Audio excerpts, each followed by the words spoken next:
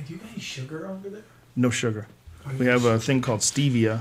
It's like a natural. Where is it, Brian? Yeah, you're on. We're on? Yeah. It's right over there. It's right over there, fella. The Joe Rogan Experience podcast is brought to you by the Fleshlight.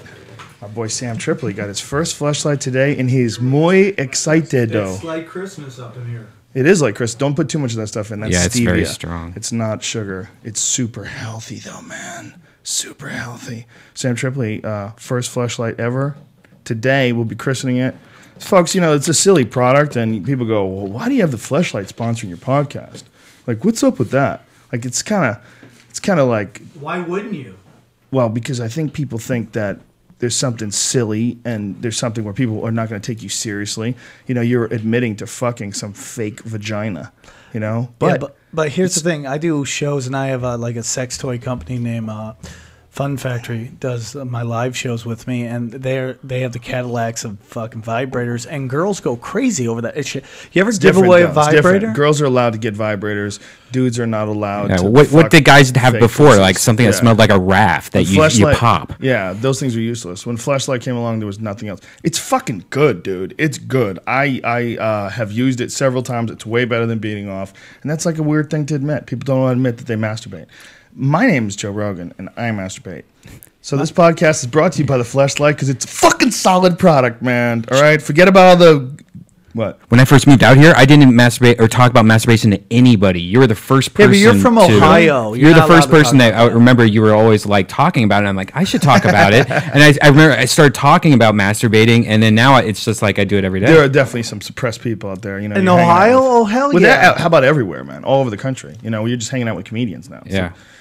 Anyway, if you go to joerogan.net and click on the link for the Fleshlight, that was an extended commercial. It was. That was great. Commercial because I've taken shit about this product. People think it's ridiculous. I used it the other day. It's a good product. God damn it! There's nothing wrong with it. I think people say, well, some people are not going to want to associate with you because you're associated with the Fleshlight. Good. Those Who are I don't want these to be walking people? on eggshells. Who knows, bro? Who knows? I don't get that. They're out there, and they're the people that want to stop Occupy Wall Street. If you go to joerogan.net and click on the link and enter in the code name Rogan, you will get 15% off the #1 sex toy for men. Sam Tripoli is also going to get some Alpha Brain today. I'm very excited about this. We are also sponsored by Alpha Brain. If you go to onnit.com, ONNIT, we have a bunch of products now. We have Alpha Brain, and then we have this new Mood. A New Mood is a 5-HTP supplement, which I found out about that shit from Neil Brennan. But there's a bunch of different things that you can do. They're called nootropics to tweak your mind. And this Alpha Brain thing has not been without controversy, I have to be honest. There's people who love it, and there's people who say it's a placebo, it doesn't do shit. I mean, people have been taking these particular nutrients like choline and a bunch of different other ones. Like they're referred to as nootropics. They've been taking them for thousands of years. And the idea behind it is that it just makes you think a little clearer. It's not this fucking Bradley Cooper limitless shit. Yeah. It's not going to make you smart if you're dumb, but I like the way it affects me. I take 2 every morning with water, and I believe in it. And, there's a lot of controversy about it, though. There's controversy about the science behind it, and we are doing the best to clear up all that stuff. I'm going to release a new document tonight. I think it might already be up there on it for people who are concerned about the amount of L-Dopa in it from a bean, the velvet bean, actually. It's an extract, a food extract. The idea behind all this is that I think the body works better when it's supplemented with nutrients, with a lot of nutrients. I think you work better when you take fish oil. There's a lot of controversy behind that. I think your body works better. I know my joints work better when I take fish oil, for sure. No question about it, because I do a lot of really hard training. I do jiu-jitsu and lift weights. And when I don't take fish oil, I notice a difference in how my joints feel. Well, you're fine-tuned. You have a fine-tuned instrument. And I take vitamins. I take multivitamins. I take a colloidal mineral drink every day. I do a lot of different I drink a lot of fresh squeezed juices. I'm very concerned with keeping my body running at a good place. Keeping my body running healthy and well fulfilled. I always want to make sure I got the right shit in it. And when I take this stuff, when I take this Alpha Brain, I can definitely notice a difference. This is And like I don't know if everybody can, and I don't know. Maybe some people are just negative. I don't know. Maybe some people's bodies are just different because it's weird. You get the variations are people love it. It's changed. Like Mayhem Miller is fucking in love with this stuff. Do you think it's people that are just not fine tuned to themselves? It could be because there's another. I never would have thought of there's that. another product that we're selling that it took me a while to be sold on. And it's based on the cordyceps mushroom. It's called Shroom Tech. And with the cordyceps mushroom is a mushroom that enhances your body's ability to utilize oxygen. And Olympic athletes in China used it and won a bunch of medals. And this mushroom is we've known for like many hundreds of years that people in Tibet and people in high altitudes will eat certain roots and certain plants to make them feel better. Like in the Andes or where in Peru rather they chew cocoa leaves. Because they're like way up high in the mountains. And, they figured out, well, what's the best nutrient to help us up here? Well, it turns out it's fucking cocaine. Right. Well, that makes sense. Eating the cocoa leaves, yeah. But people have been taking these extracts, like velvet bean, especially one of the ingredients in Alpha Brain. They've been taking it for thousands of years. And if you think it's too expensive, I totally understand. We use the best ingredients available, and it's not cheap.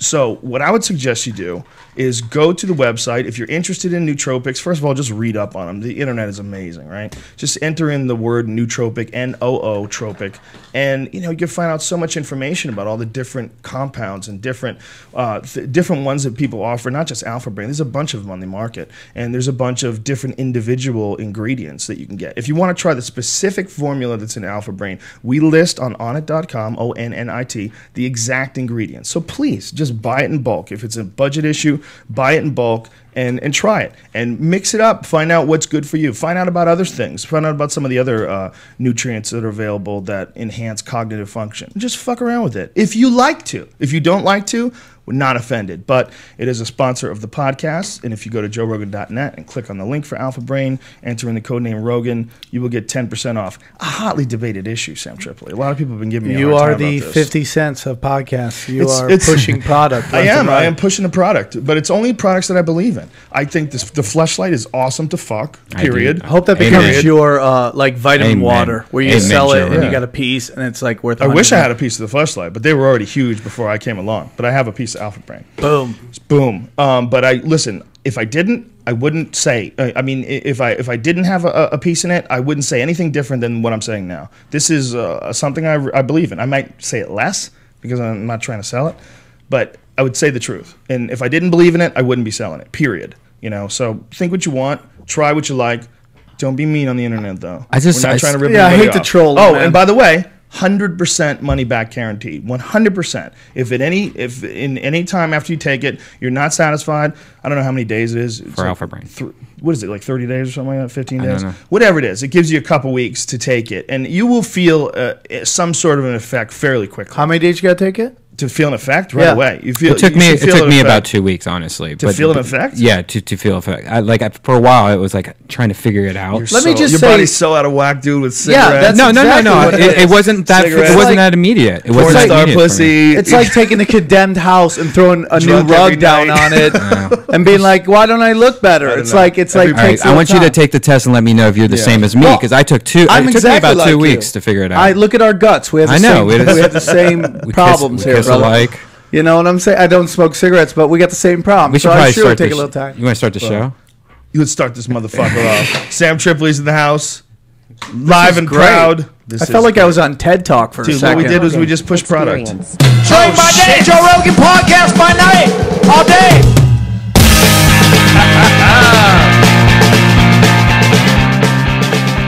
Easily one of the greatest moments of my young life. How'd that feel? That was fucking awesome. I didn't know idea he was gonna say that when Nick Diaz said that. I was so in my cool, glories, man. dude. I was in my glories. I was like, oh, this is fucking the most awesome shit ever.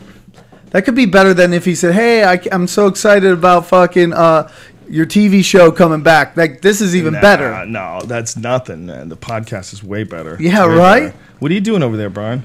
Are you gonna sniff things I again? don't know why I just smelled Fucking that. weirdo. I just fucking smelled it for some reason. I Don't don't know what. smell my pocket. I wonder what pussy. Brian's going to be like when he's like 60. Do you think he's going to have the same childish sense of humor? Just like this, I but more honestly decayed. did not realize I did that. I You was didn't one of realize those. you that, sniffed no, it? I have no idea why I just did that. You know why? Because you tell so many people to sniff yours at home.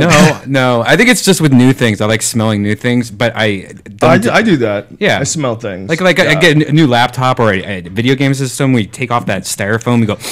Well, I ate lobster last night, and they give you the little bib thing, and you got to put it on. You know, it seems ridiculous, but my little daughter wanted me to put it on, and I just decided to smell it.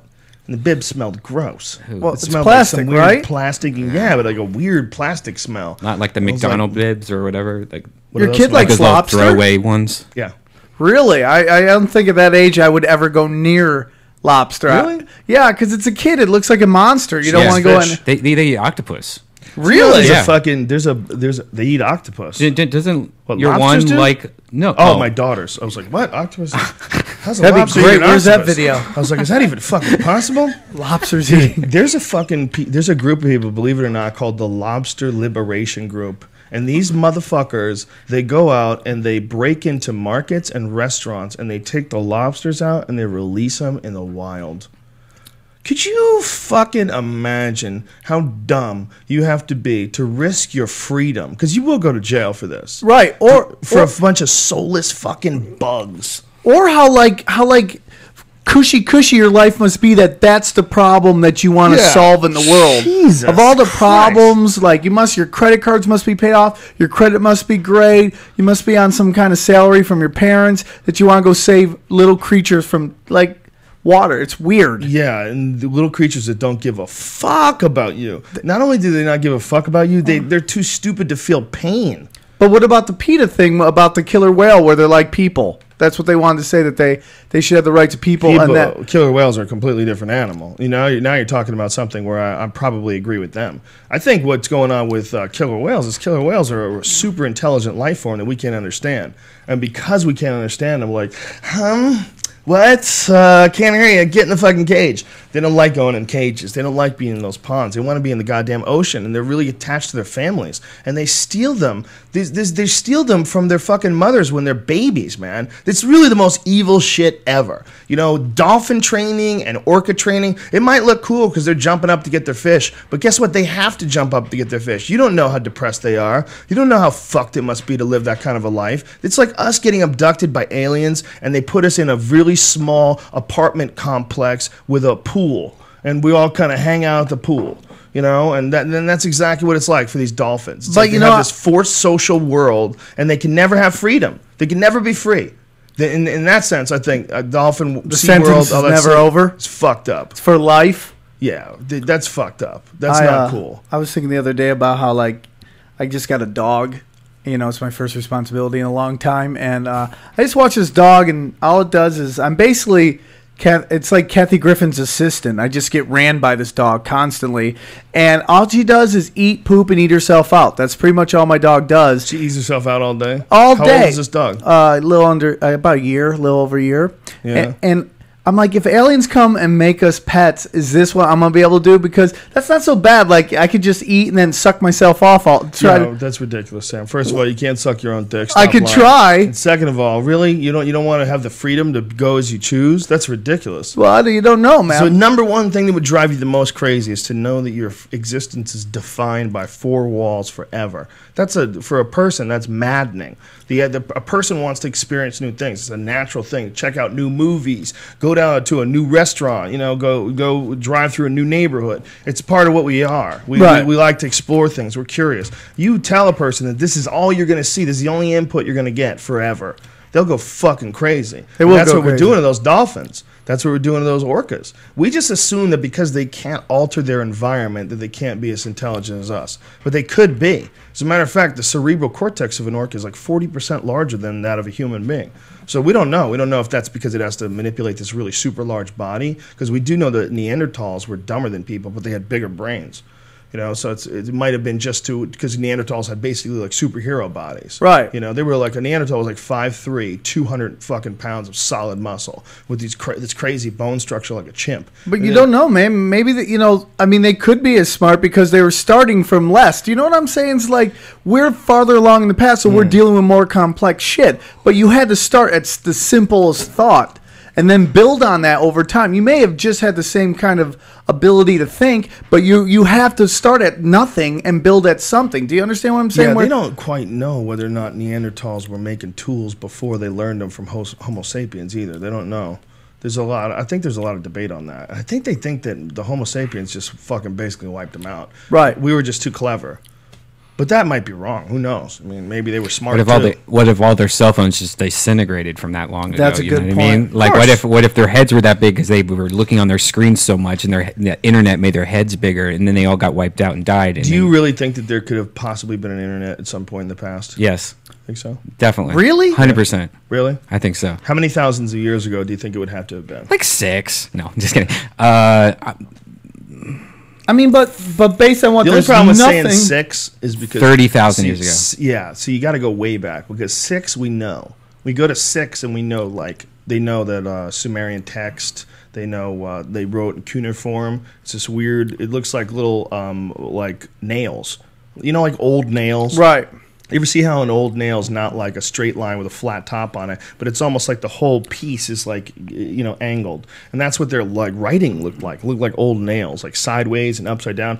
Really weird, fucking crazy language when you think about it, because it was all basically most of the same characters, just reused in some weird order that they understood and they had come to agree on. And so we had to sort of decipher that because it's a dead language. We don't even know what it sounds like. You know, like no one talks it. So they know what the Sumerians wrote, although it's a lot of it is under debate because there's a guy named Zechariah Sitchin. You probably heard about him. I wouldn't trust anyone named Zechariah ever. He was a bad motherfucker, but he was Ever. he was a believer, and he believed that the Sumerian text was all about the Anunnaki, which is an alien race from another planet that came down here that is in an elliptical orbit, this planet, every 3,600 years, and that they came down here to get humans, and they created us from lower hominids by adding their DNA. This is all like supposedly in the Sumerian text. I don't have, you know what, man, when they talk about angels, you never know, man. There could be some crazy shit coming down. You know what I think a lot of it probably is? What Brian is saying. A lot of it probably is 30,000 years ago, not 6, but 30,000 years ago, there was like a super fucking advanced civilization. They'd reached the heights that we've reached, and what happened? Who knows? What is there? Someone came and hit the reset? I think they were way past us, and then Really? they invented something that's still with us that we just don't know about yet. You know, like they invented like air that could heal and send information or something like that. And it's already there. We just haven't tuned into it. Yeah, we haven't tuned into it. And yet. once we figure out a machine, Yeah. I believe in tune that. into it. Yeah, and it's like the internet. It's like the version of the internet now. Be definitely. I mean, look, you could never have explained the internet to somebody 50 years ago. No way. And that's nothing. You ever look at the old videos when they try to explain computers, like in the 80s? Well, like just Sesame imagine, Street? you know, what was the thing that they used to use back in the Wild West days? Remember? Oh, Morse yeah. code. Yeah. Morse code. Isn't that what they used back in the Wild West days? No, it was called, what was it called? It wasn't called Morse code. It was, Boy, you could troll someone so easy on Morse code. They'd have no yeah. idea it was you. You know, it's not like Facebook. Or, let me see your picture. Take a picture right now of you and put it on your Facebook. This is what I want you to do. I want you to with red, white, and blue socks on. And, yeah. Old people talked more. Imagine back then telling people that you're going to be able to watch people fuck on your phone. Say, look at this. See my phone? I can watch people fuck on this. it would be mind-blowing. Yeah, you can watch people fuck on it. It streams in perfect time. It's, you know? yeah, I mean, like just a quantum leap. I can't imagine what's going to be in 10 years, in 20 years. Well, the real, you know, there's people that have a real scientifically based theory that the entire world that we live in is like a computer simulation.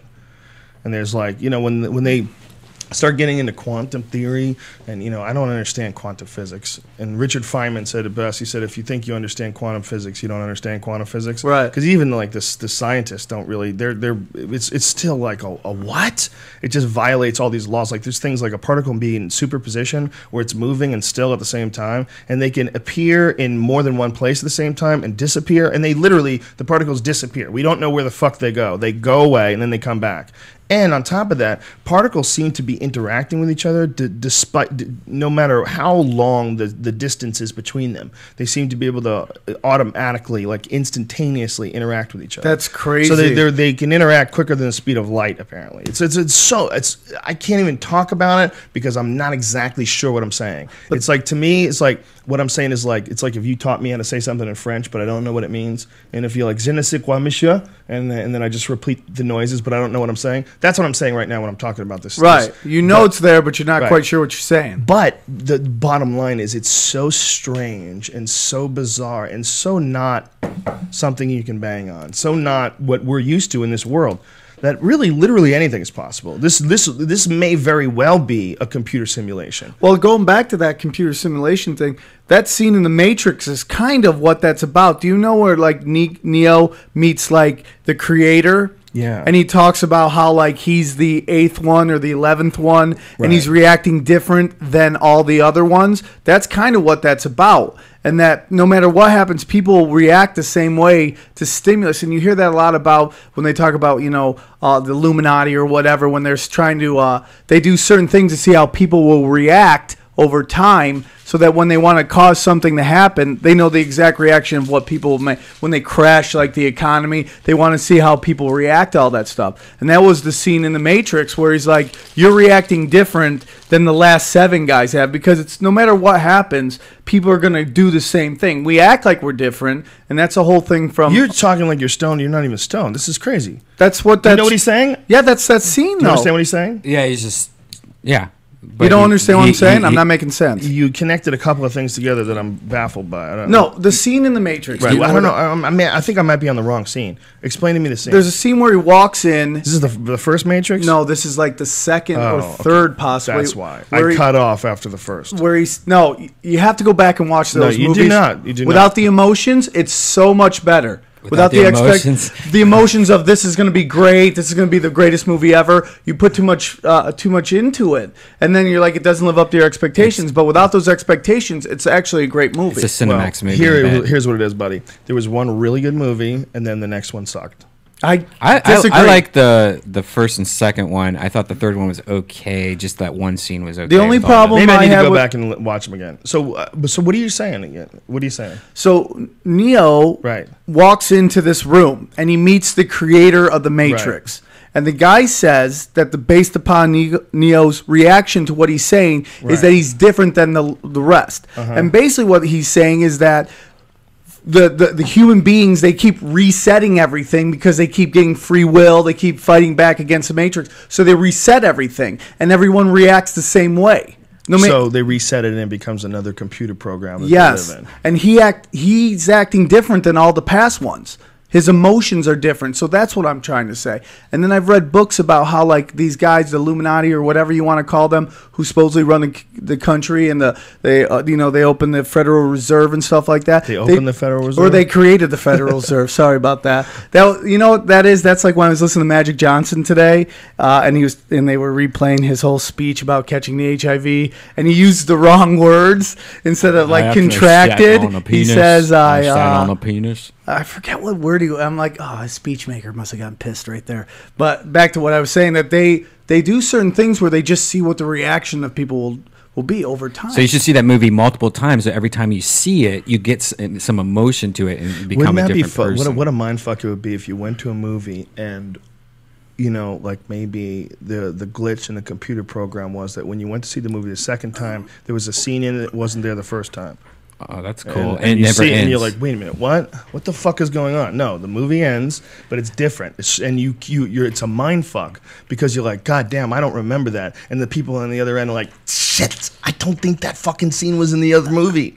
I don't think we showed him that. I think we showed him the first version of it. Fuck. So this poor guy has got to like wander through, try to figure out if he's going insane. Why it's different. Imagine if that's what insane people are. It's like their program, the one that they're living in, has a crazy glitch in it.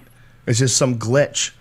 So they're just wandering around. They're all fucked up and homeless and They're shit. trying to explain fucking things. Did you see that video that everyone's got on Reddit, and they're going after this kid in Chicago because he punched this old homeless man in the head and knocked him out on video? Yeah. And then they were laughing about it. Did you see this? Yeah. The whole internet's going after this kid because it's one of the cruelest, nastiest, meanest fucking things I've ever seen someone do to an old man who's a homeless guy. Wow. And he's broke, and he's asking people for How change. young was this kid? 17, 18 maybe. He looks like a kid. You know, I don't know. He could be 20. He looks like a kid. And he is, they're all standing there, and this poor guy's like old and rickety and barely walk, and the gates to the train open, the doors to the train open, and he says something to the old man, like, you want some change? Bow! And hits him full blast on the chin. The old man goes backwards and bounces his fucking head off the cement. Easily could be dead. Easily could be dead. You know, people die like that. I had a friend who was working in a bar, and one of the bouncers punched someone that, like, the same thing, fell back on his head, dead. It happens all the time. You're getting hit by the fucking world. Think about what's happening. The world, the concrete behind the world is hitting you in the head. That's really what it's like. I mean, that's an amazing amount of blunt force to your fucking skull. Just sudden stop. And this kid just started laughing, and they hopped on the train and drove away, and they're all laughing about it. Oh shit! He was like, "Pow!" Ah! They're just laughing and laughing and laughing. The most heartless. It was so disheartening, man, that someone could be like that someone could want to do that to someone for no fucking reason whatsoever. Yeah, I don't give a fuck if you're 15 or 16. You want to do that, man? Fuck you. You know, I think it goes back to this whole thing that sometimes people don't get the discipline when they're young, and sometimes that's like spanking or stuff like that, where they don't realize the pain that comes with getting hit. You know, it's almost like Bill Burr's bit about how like chicks mess with people because no one's ever popped them before. It's true. I play video games and porn. Right? It's just like they don't get it. I've always said that about women. I've been with women where women want to start fights, and they'll say, fuck you fucking shut your fucking mouth. And you're like, whoa, what the fuck are you doing? Why are you with me and you're yelling at a dude? Stop this right now. 100%. What are you going to do? You gonna beat that guy's ass? No, you're going to get me shot. That's what you're going to do, stupid. Yeah, like, this is craziness. 100%. I saw a video like the one you're describing. It was on television. It was like I don't know what the show was, but they were showing it. And it was this really old guy. He's about 75. His car's right next to this group of like kids talking. And he goes to his car. He's trying to get in. This other kid comes up and just starts wailing on this old man, dude. Boom, boom, boom. All the other people are just standing there watching. The guy gets in his car, drives off, and the guy's just laying down. All of his friends, all the guys who were watching, just walk off. A stranger has to come up and help him. I'm like, so what's the motivation behind this? Just no motivation? Just stealing his car.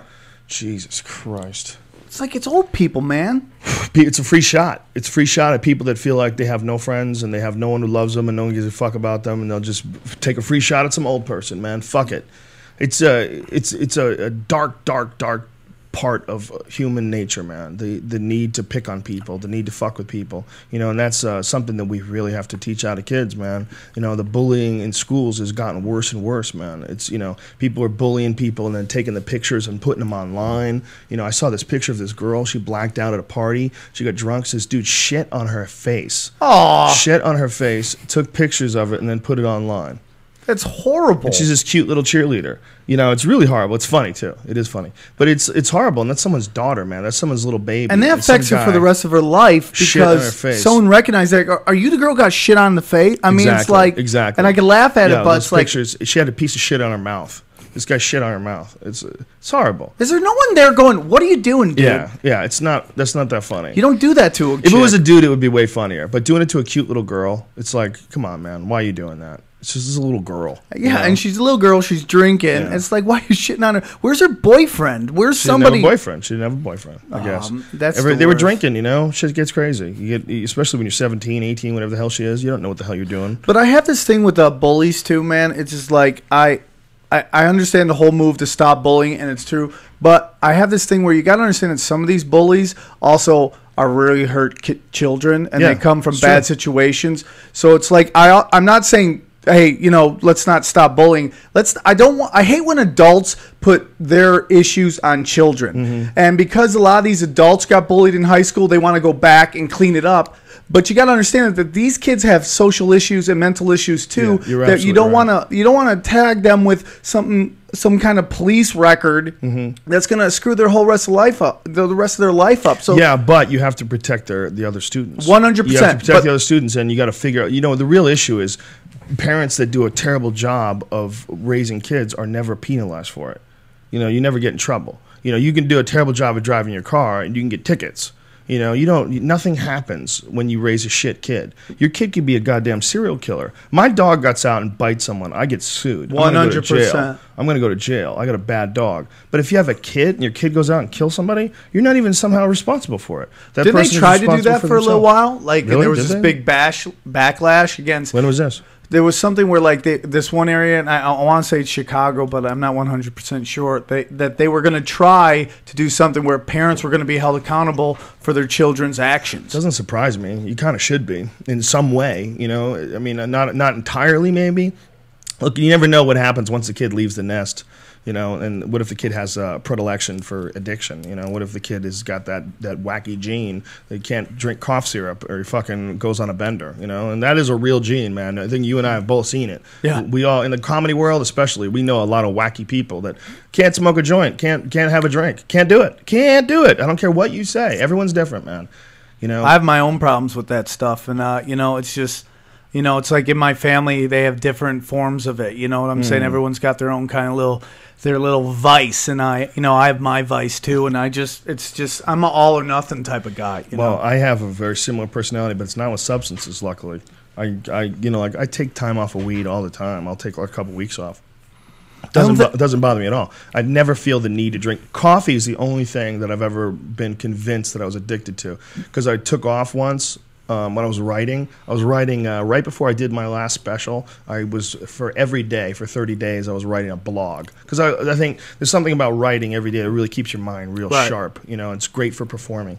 It's weird, it seems weird, but writing all the time is great for performing. So I was drinking a lot of coffee, man, and then I tried to not have coffee once I was done, and ooh, did I get a headache? Yeah. Ooh, I got a 100%. Yeah, and I felt like shit. I felt like really like sluggish, and I was like, oh great, I'm addicted to caffeine. So I've done it a couple of times where I've gotten off of caffeine, and every time I've done it, I have this weird, like, ugh, for like a couple of days. I have a rule: I don't drink caffeine after a certain time, unless I have to perform and I'm really sluggish. Yeah. But like after 8 o'clock, I try to cut it off. Yeah. Because then I can't sleep at night, and I'm twitching, and I'm waking up in the middle of it, and like to get a good night's sleep.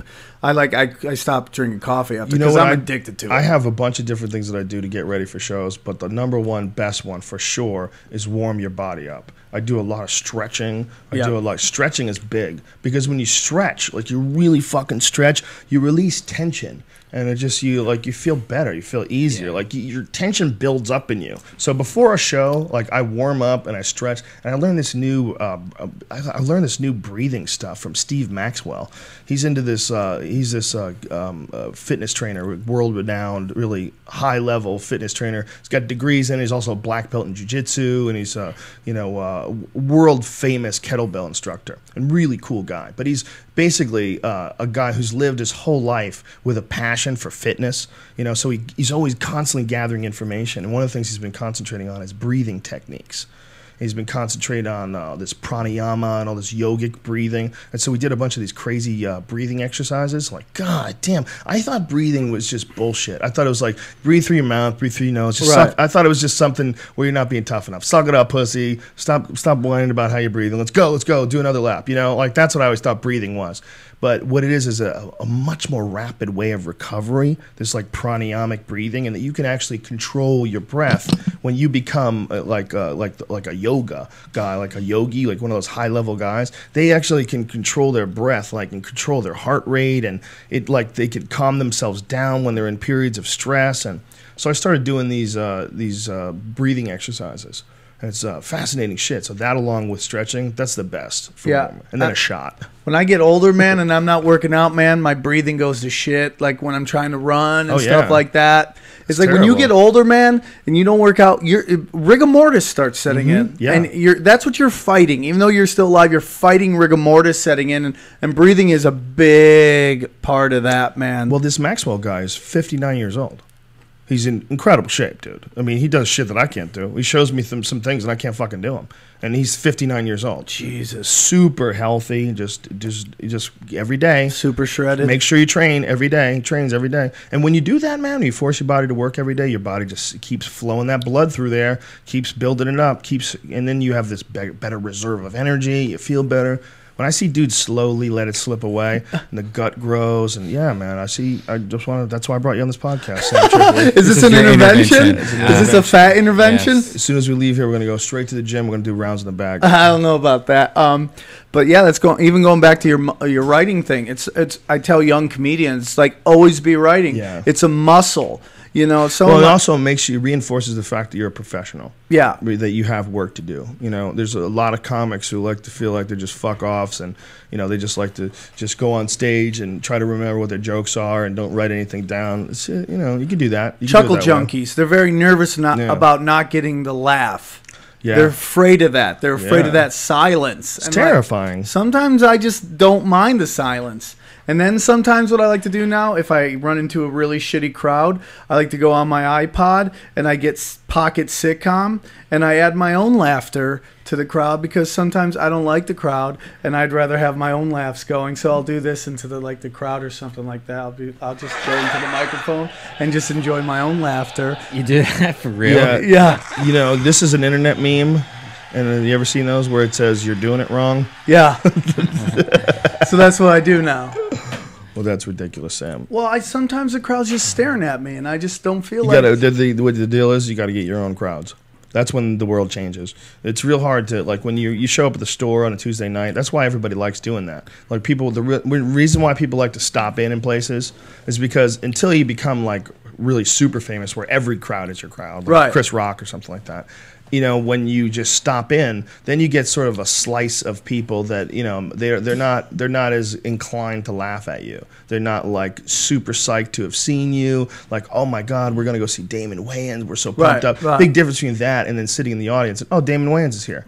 You know, so he's gonna get a much more honest response from you. No, I've seen that before too. Like, I see comics who get out of there, like, you know, I'm not gonna say their names, but you see them, they're in their crowd, they're crushing, take them out of their crowd. It's just, it's like, whoa, I'm back in the gym, I got to work out. Yeah. You know, so it's like, yeah, man. I mean, but once you have your crowd, it's easier to work on new Not material. Everybody finds a crowd sometimes. I don't know, man. I just enjoy just going up there. I only do that when I'm doing like. What did you say? Not everybody finds a crowd. Not sometimes? Everybody will. It's sometimes Sam it happens. Tripoli, you have a crowd. How dare sometimes I think they're all How at dare strip you sell bars. yourself short. Well, they are definitely all fucked up. Let's say that. Hey, dude. The Sam Tripoli crowd. Bro. Listen, those are my people too, man. My people are mostly crazy. My crowd's fucked up. They like to drink. But cool as fuck. Pregnant. Yeah, so do mine, man. My crowd is always fucked up. You know, I have more pot smokers than you do, probably. You're not like a big pot smoker guy. But you do sometimes. You go in these waves. Depends on where I'm right at, now, what I'm doing. Sam Tripoli's on an I'm sober wave. Yeah, and, you know, it works better. But my problem is when everything What works better? Dude, listen, I like to party, dude. I like to get out there. I like to go crazy. crazy. Just go nuts. Yeah, I'm a nuts guy, dude. Right. Because I want it all. I want to do everything. That's how I am, man. Right. And, That's why you're funny. That's why you're a comic. Yeah, I'm crazy. Impulsive, yeah. I'm nuts. Madness. I want everything to be the greatest story of our life. Right. That's every time I go out and I drink, I'm like, I want this to be a legendary moment. And people are like, oh my God, last night we were with Tripoli, shit got crazy. And you know what? That catches up with you after a while. It does. And I know just sipping a beer or just like, that does nothing for me. Are you working this Friday? Yeah, I'm in La Jolla. Damn.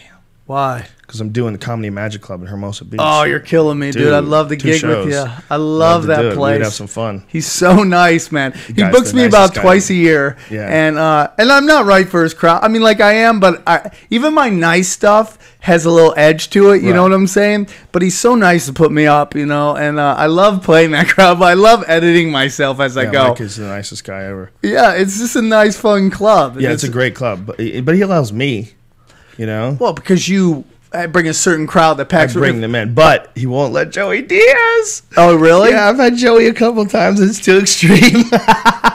Really? Joey's too crazy. He starts talking about stuffing things up your muffler. But yet he lets Ari, which makes no sense. Well, Ari apparently is too. Yeah, but Ari's dirt is a little different dirt. Well, first of all, Ari's Jewish, so he gets a little past there. Yeah, he's a Jew in Hollywood. That's right.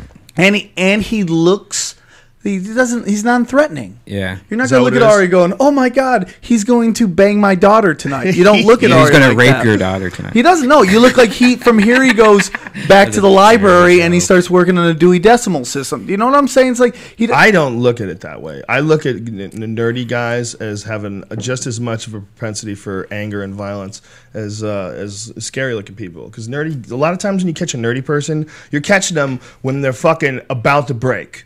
You know, their whole life, someone's been fucking with them. Their whole life, girls have been shitting on them and fucking their ex-boyfriends behind their back. Right. And people have been stealing their lunch money and stuffing them into lockers. So when the shit goes wrong with a nerdy guy, it could get crazy quick. Yeah. He's like, I fucking take this anymore. Yeah. No, it's nothing. Falling down, bro. Exactly. Falling down. I know a lot of nerdy dudes that are suicidal too. You know, I know some nerdy dudes that, you know, especially when they get into their 30s, you know, and their body starts to slow down, and then they're still unhappy with life. It gets tricky, man. And when you're around a suicidal person, you know, if they're willing to kill themselves, what the fuck are they willing to do to you? 100%, man. Watch your P's and Q's around crazy people, son. Super hot chicks who are suicidal. Sure. I mean, because it's their reality. Yeah. You're looking at them going, "You're hot." You have everybody is bending over backwards just to sniff your magic, but in their head they're miserable. It's not enough. You need a lot of things to be happy in this life, man. You need fulfillment. You need love. You need friendship. You need honesty. You need honesty about yourself. You need to be able to assess your strengths and your weaknesses and find your goals and achieve them. And you need a lot of fucking things to be happy. You need, when I say find your goals and achieve them, I mean, like, not necessarily like your ultimate goal to be happy, but you have to, people require improvement in their life to be happy. And it might be improvement of just I'm going to paint a landscape scene. Yes. And you get it done and you look at it and you're creative. like, I fucking did it, Yes. Whenever I do anything, whether it's a podcast or I write something, that feeling that you get when you're done, you're like, I did it. You need that to be happy. You gotta can't just be creative. a lazy fuck and sit around doing nothing. 100%. Yeah, I'm just gonna drink and fucking sit outside. You were gonna get bored, man. You're gonna want to do something. The idea of ultimate vacation is a stupid idea. Even when I go on vacation, I'm good for like a day. And then I want to do something. I want to do some shit. So then it's vacation. Let's go do fun shit while we're on vacation. But the idea of just sitting and just drinking in front of a fucking ocean for 3 days, like, Jesus Christ. How long can you do that? What kind of attention span do you have? But do you have a day of rest? 1 day. Yeah, that's my Sunday. I can sit down 1 day. Sunday, I just don't. I try not to do shit. But sometimes I don't feel like I deserve it. If I don't feel like I deserve it, I won't give myself I feel a day. guilty sometimes. Yeah. But I feel like you have to have that moment of just relax. You do. But I think you have to earn it. In my mind, for me to be happy, I have to earn it. I have to make sure that I'm not like slacking off about a bunch of shit that piles up in your subconscious. Because that's the shit that fucks with you when you're on brownies. 100%. And that's the shit that fucks with you when you're in the isolation tank. When I'm in the isolation tank, everything that fucks with me is things that I'm not doing. It's 100% things that I'm not doing, or some mean stuff I said to someone when I was 10 or something. Like sometimes that'll like come back and you'll get some weird memory of that. But for me, like, where I am in my life and what I've done and all that stuff, I have to. One thing someone said to me is that I asked them how they were doing. They go, a lot better than I think I am. You know, because sometimes people sounds like Neil Brennan. Yeah, it's like you're actually probably doing better than you give yourself credit for. But you know, sometimes people focus on what hasn't happened yet, or you know, than what has gone well in their life. And a lot of people sometimes compare their like insides to other people's outsides, and that's where you start getting really weirded out. You know, it's like when you start looking at this guy and he's got what you've always wanted, or you think you've always wanted, and you're like, oh, I don't got anything. And you like don't realize how much you've done with your life. I'm really just in the moment of. There's tons of stuff I would love to do, and I'm working on doing. But like at the end of the day, like from what I've wanted to do, I've done a lot of it. There's a lot more to do, but I've done a lot of it. The most important thing to me when you have that feeling, you compare yourself to other people. It's not a bad thing to do, but what you got to do is only be inspired and have that as an ethic. Don't ever be jealous. Don't ever be uber self-critical or down on yourself.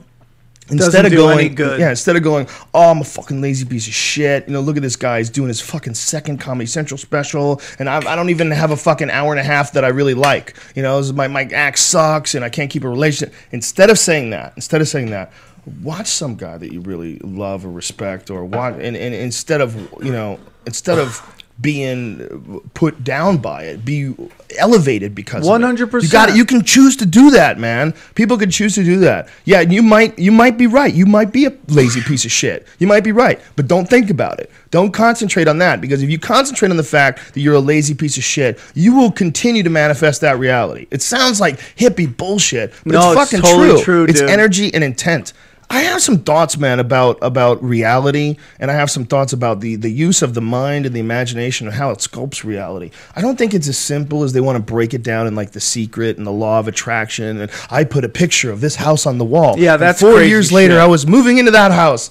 I don't think it's that, but I think it's kind of that. I think there's something to the idea that your thoughts and imagination have an effect on reality. 100%. This Look is at my rappers. reason. This is my reason why I say this.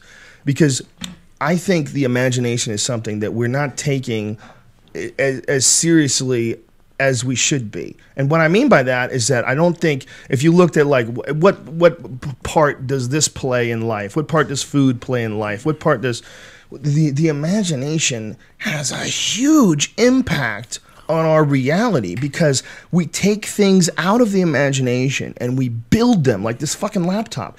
It came from originally from someone's idea, and it blossomed and evolved into what you see in front of you. But it came out of the imagination. It came out of the air. Someone figured out how to put something together because they had an idea. They had a spark. They saw a vision. They saw it fully formed in their mind, or they saw steps along the way fully formed. And they figured out how to do that. I think your mind doesn't just control things in a sense that you bring things out of the ether, you bring things out of your imagination and bring them and manifest them in the real world. But I think your mind actually has an effect on how things go in the real world. Yeah, and as I said before, I don't understand quantum physics. I don't get it. But I do know that they've done tests where they show that particles react differently if you're observing them than if you're not observing them. And I think there's probably some unmeasurable thing that's too fucking freaky and far out and really difficult to prove. But I don't think it's outside the realm of possibility that your mind might have some sort of an impact on reality. You know, babies are still going to get killed by drive-bys, and people are still going to get caught in avalanches just randomly. I mean, it's not to say that shit can't happen. Right. Shit most certainly can happen, and most certainly there are natural occurrences that are going to be absolutely beyond anyone's control. You know, there's levels of experiences, like, you know, you get to a meteor impact. That's a wrap. 65 million years ago, a big one slammed in, and there's nothing bigger than a fucking hamster lived. That's it. Boom. And that could happen again. And no matter how much imagination you have and how much you dream of a perfect world, I don't know if you can prevent that. I think that there might be quantum things, there might be macro things, there might be a whole bunch of things working together. But I don't discount the idea that you can use your own mind and your own imagination to manipulate reality to a certain degree. No, 100%. I've always felt the energy you give out is sometimes most of the time is the energy you get back. Or how about dudes who just force shit with their mind? You know, this is going to sound crazy, but when Dane Cook became really famous, that was one of the first things that I thought of. And I was like, wow, this guy wanted it so much that he figured out a way to make it.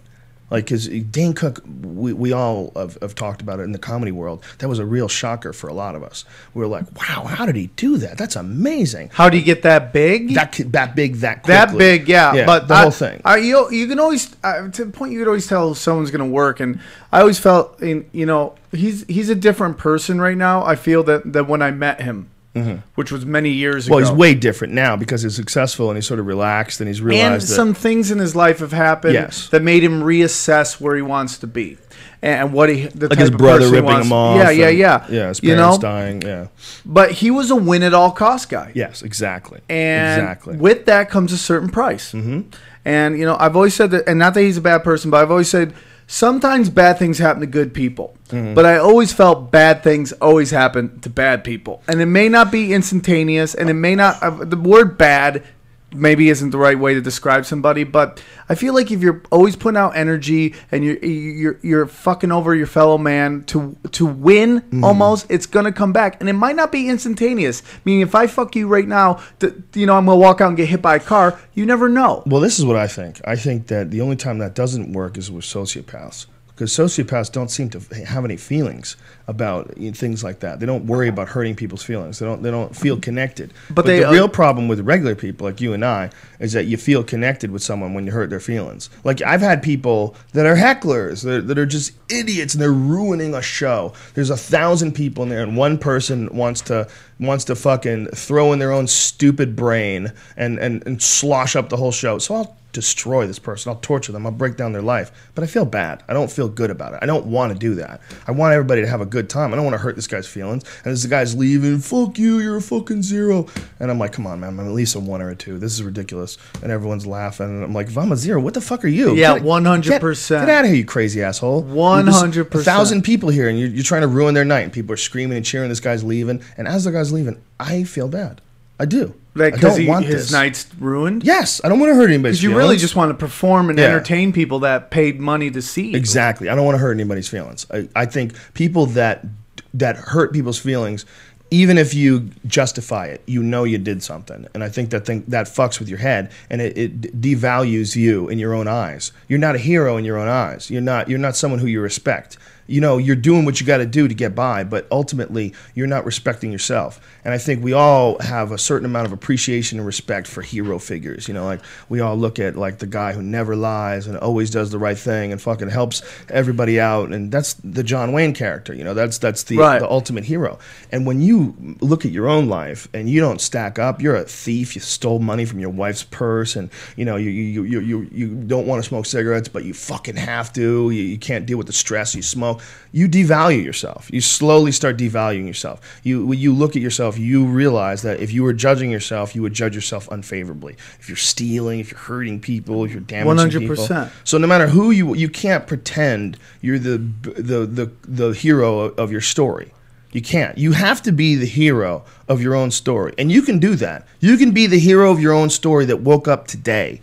You can be the hero of your own story that at 40 years of age stopped, got out of bed, and said, I'm not doing this anymore. I'm doing this differently now. I am going to figure this out, and I'm going to do it only by my instincts and only by my morals and my ideals and my mind, and I'm going to be dead honest with myself because I'm realizing this is not going to last forever, and I'm going to be the nicest fucking human being to everyone I meet, possibly, and I'm going to get myself in shape, and I'm going to eat healthy, and I'm going to do this because this is me now. I decide that this is me, and people have to realize that you are not your past. You are not all the times you fucked up. You are not all the times you couldn't get it up. You are not all the times you were drunk and you threw up in someone's car. That's not you. Well, you are the person who's learned from a great deal of experiences. And if you learn correctly and if you process them correctly, you'll have a happier life. In recovery, that's a big part of it. When you're supposed to list all the stuff you've done and apologize to them. And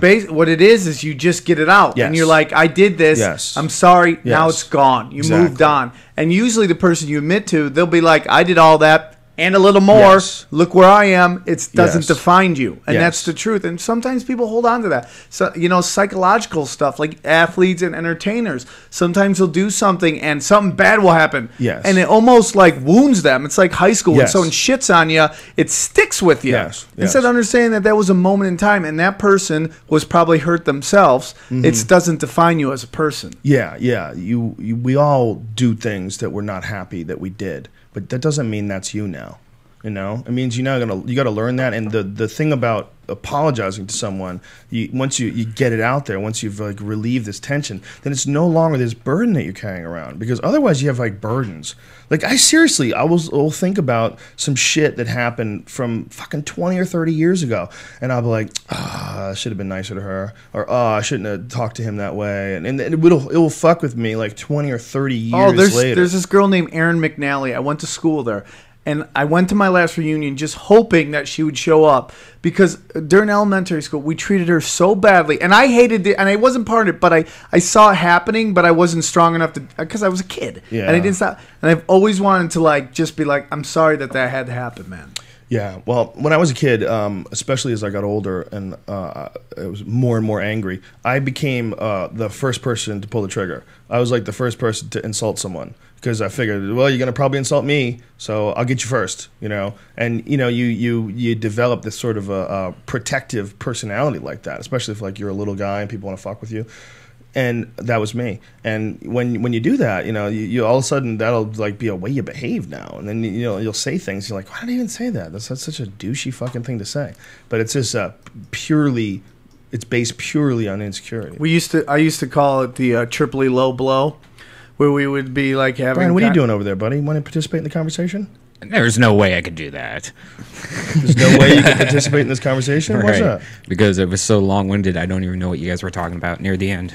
I know what we were talking about. I'll break it down for Brian you. is like a 2-year-old boy. No, I mean, I got the main point near the beginning, and then it was kind of like I just stopped listening, you know? I have a real problem, like, in school with anything, when something gets really deep into a conversation, unless it's about something that I'm totally interested in, like to solve some kind of mystery, I just lose interest in it. How about we talk about, are you going to be... stink, dude. I know. Put your fucking shoes back on. Really? Yeah, I he's think got something's wrong with stinky my feet right now. Yeah, Well, if well, your they feet stink. stink. That's what's wrong. Yeah. Or is it your shoes No, that stink? I think these shoes are fucked up. That is the grossest thing ever when someone takes their shoes off and their feet stink right next to you. But did you smell it stinky? I smell it right I just here. smelled it right when he said it. but- Dude, they stink. I'm going to Yeah. light some incense, you stinky motherfucker. Yeah, I have really old gym shoes on because I was moving on. I want to talk about whether Brian's going to be okay with a tranny being on the podcast tomorrow. So who is this girl?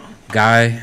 It's Listen, here's my whole thing, man. How do you know this person, by the way? Did you meet this person? Meet this person at a bar or no. a friend? No, what I just feel. Incense, you stinky bitch. I just feel like in the Naughty Show I want to explore all stuff, and I'm fine with anybody doing whatever they want with the consenting adults. And so, you can't do Naughty Show and it just can't be like, let's bang porn star. I want to explore everything and all the different aspects of not just sexuality, but just people and their behavior and everything like that. And I just wanted to, and I thought it might be interesting to have her on and see what that's like. How do you get that? I'm always interested in how do people It's a get funny that. subject. I'm glad you brought this up because I wanted to talk about this very subject because somebody on the message board printed, he goes, I organized my porn folder. That was the thread. And I look at it and it's like 80% she-males and trannies. Whoa. And everybody was like, are you trolling? Like, what are you doing? Are you trolling? Are you joking around? Like, what are you doing? And it was basically what he was doing was getting the conversation started. And then as he got the conversation started, he's like, no, I'm into regular girls, but I do watch a lot of tranny porn. I've had some tranny escorts, and like super honest about it. And everybody's like, whoa, dude, you got balls, but not really. I mean, yes, he definitely has balls, but it's a cool environment that you're doing it in. Like, that's the best way to use the internet. If you got some crazy fucking freak thing and you can talk about it and your name is, Akmak 52. Right. No one's going to know who you are. USA. You can make up whatever the fuck you want your name to be, and then, it's just a character on a message board. Who knows if he's even telling the truth? I mean, it might just be an ultimate troll. People love to do things like that and then giggle and pretend. Yeah. I'm pretending I'm Brazilian. People love doing things like that. I just found, it's like the two biggest porn types out there, genres are interracial and tranny porn. Because I think that's one of the biggest genres. The two biggest. Wow, and you would know, because folks, this is not coming out of a man who. That's the person that's coming to the studio tomorrow. That's a tranny. Yeah. Whoa, that looks like a dude. Yeah, some of them. That looks when they go too far with the makeup. Here, trannies. Let me give you a little piece of advice. You're better off looking sort of like a man with less makeup than look like a tranny with a lot of makeup. Because when you have a lot of makeup on, it always looks like you're trying to. Yeah, but look at lesbians. They try to go look like lumberjacks. What guys really are going around with the lesbians? The butch ones. The ones that don't want to work, they look like hot chicks. Right, the lipstick lesbians, and they're my fans. Well, those are the ones that don't want to work. What they are is they want a woman to come along and take care of them the way a man would. Right. You know, they want a woman to be like their bodyguard. And they're usually passing through. They're just Chaz Bono them, you know? $100,000 to look like Larry the Cable Guy. That's so fucked up. Is that what it cost? $100,000? Yeah. You know what's weird about Chaz Bono? Look, first of all, I would never criticize someone who's doing that because I don't know what the fuck it's like. Here's my theory on that. I don't know what this is going on inside of his body. I don't know. I don't think I have no problems with it. Be yourself, but don't tell me it's not a little weird, okay? Like, you know, it's like if your cat starts barking like a dog, it's a little weird. I'm not saying it's wrong, and I totally support his right to do it, but it's not normal. I don't think she's saying it's not. I think that's what's exactly. Do you call him a he? Do you call him a he or a she? I call him a he. No, I call him a he. Yeah? That's what he is now. Respectfully? Yeah. Yeah. I have to see his dick to call him a he. Well, that's I do Otherwise, joke about just say, that. hey, what's up, Chaz? I'm like, I wouldn't say he or she. Maybe we'll just call him a Chaz. Yeah. You know, the Navajos thought that there was 4 basic sexes. That it wasn't 4 preferences. It wasn't male, female. It was male, female, masculine, woman, feminine, male.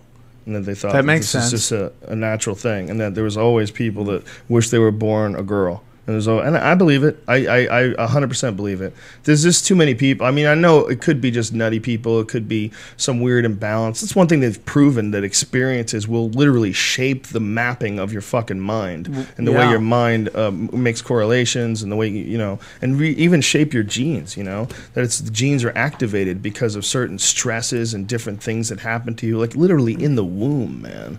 You know, that's why so many people that come from really super volatile environments are like quick to jump and be violent. And the reason being is that they're fucking programmed to say, hey, we're going to shoot you out in the middle of a fucking war zone, okay? When you come out, it's craziness right out the get-go. Your mom almost got shot today coming home from work, and you experience all this inside the womb. Your body's like getting ready for war. It's 100%. It's triggering everything in that way. It's experiences, and you draw from those experiences on how to react to certain situations. Yeah. But back to the tranny stuff is like, I believe it's like gay training wheels. No, it's not. But why it's so popular on the internet? Oh, I see what you're saying. The porn. Yeah. Why is it so popular? Because it starts off with blowjob videos. I think there's a broad spectrum. That's what I think. I think, you know, there's a broad spectrum of sexual likes and dislikes. And some guys literally get off, and they're not even gay. They get off on looking at other guys' dicks.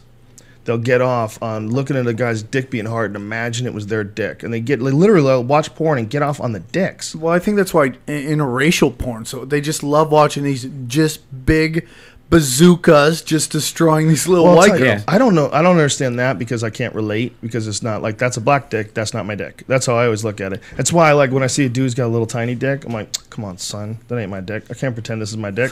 So this is not like fun porn for me. But there's not a lot of little dick porno guys. There's plenty of little dick porno guys. Like, what's little? Like, I've never. It's not big. I can't relate. 6, 7. If it ain't swole like a motherfucker.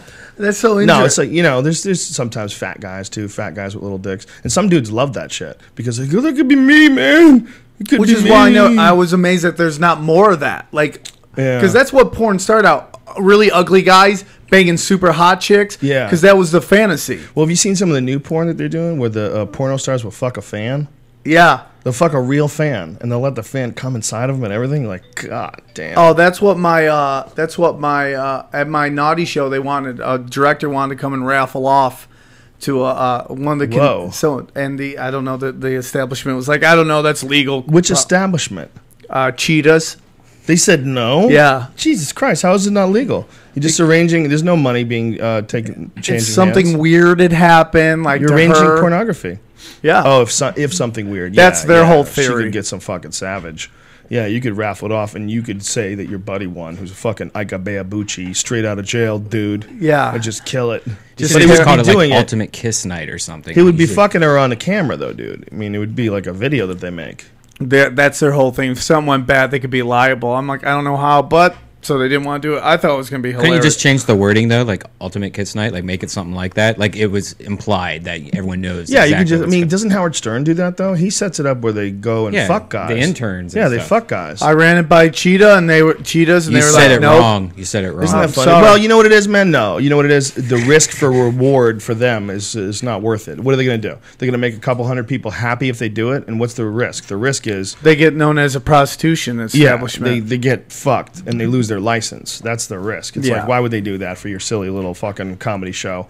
Silly boy, you non-business sense having motherfucker. This is my business here. I've been in Vegas for 17 fucking years at this location. You got to do it with a French accent. That's who owns So Cheetahs now. a French guy? Then they cannot do this now. The French are freaks, man. They don't give a fuck. They don't give a fuck. They don't give a fuck. Have you been to a strip bar in L.A. lately? No. They're horrible. Really? They're all horrible. They've always been horrible. There's never been a good one, and there's that No, one. but Remember that bit that I used to do about the Star Strip on La Cienega? no.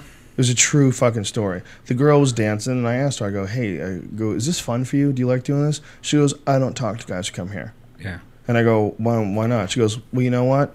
Most of the guys who come here are assholes, so I don't talk to guys who come here. And I go, well, it's an open door. I mean, like, nice people can come in, too. I go, all, you know. And she goes, well, they only come here for one reason. I mean, like, why did you come in here? And I go, because somebody told me there's a place that I could go where I could see a strange girl's pussy for $1. Oh, I remember that Yeah, remember that bit? That's a true story. That Right. really did happen. I was like, what a gross conversation.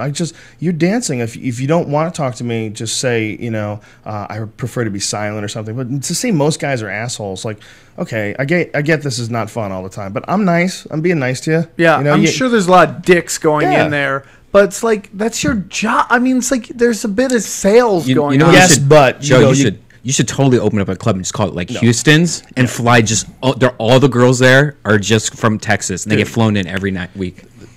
Wouldn't that be cool? No, it wouldn't be cool. Why wouldn't it be Here's cool? the That would problem. solve You gotta the deal with LA a bunch of fucking problems. That's what you All right. got. I mean, if you want to, what it is these are people that are broken. That's what it is. I mean, the reason why this girl's angry at work is not even necessarily because so many guys are assholes, which I'm sure they are, but it's because the reason why she's fucking got her asshole in front of your face in the first place. She's broken. Right. Something happened to this poor girl when she was younger, and she's all fucked up and most likely molested. And then here we go. There's Boom. good LA club or there's good strip clubs though. You enjoy going to good strip clubs. You The know what, ones in dude? LA are just completely broken because of the actress thing. But Exactly it's like also- your bit. less and less as I could only enjoy it with a bunch of people and less and less. Less and less I enjoy it than when I was younger. And it's just because I do the math, you know? You do that whole fucking Buddhist thing where you start to think about what is the cause and effect? What is the initial starting point for this the current behavior? Or you have a couple drinks and you just go stare at tits. Do you hear about the place in North Dakota? There's this city where like some mining city where the girls are stripping and they're making $3,500 a night because they got so much money and there's yeah. like 5 Yeah. chicks in the whole entire town, and they're taking in applications from around the world, like They Russians, do that in Canada. Czech chicks. Yeah. Yeah, I was talking to some dudes up in Canada. We were working.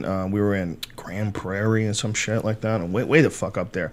And they were talking to us about there's a lot of dudes that work up there in the mines, and there's nothing to do up there, and they make a shitload of money. Shitloads of money, dude. Yeah. Shitloads of cash.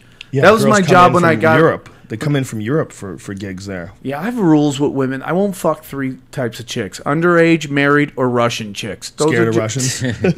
Dude, 1, they may not be there by choice, and 2, you don't know, man. Those chicks are just as crazy, man. They come in, they'll slice and dice some motherfuckers. Dude, the craziest bitch I ever used to fuck around with was a Ukrainian girl. Right? She was wild. I still beat off to that girl. And they always want to get married. Like after like 2 months, they're like, I need a ring. Put a ring on this finger. Yeah, well, she was second generation, but god damn, this bitch was a freak. Woo! They're like the craziest white girls out there. They're crazy white girls, but they're just like they're a much hardier stock than your average white girl. It's like almost like they're almost like a different species. And the men, too. You know, if you look at guys like Fedor or Igor Zinoviev or, you know, the fucking hard Russian men, you know, there's some fucking hard Russian men. They always have that country strength. Yeah. It's like, like a whole country full of Matt Hugheses. They just fight. They look like they fight grizzly bears. It's a tough, I mean, look, there's Russian pussies just like,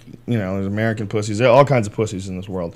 But Russians are some fucking tough fucking people, man. Yeah, they are. They've been through some crazy shit. Armenians are nuts, That's bro. your people. Oh, Tough fucking people, man. Yeah. A lot of Armenian fighters, dude. A lot of MMA fighters. A lot of Muay Thai Armenian fighters. A lot of Armenian boxers. A lot of taxi drivers. When you think of... when I moved to LA, that was the weirdest thing because where I was from...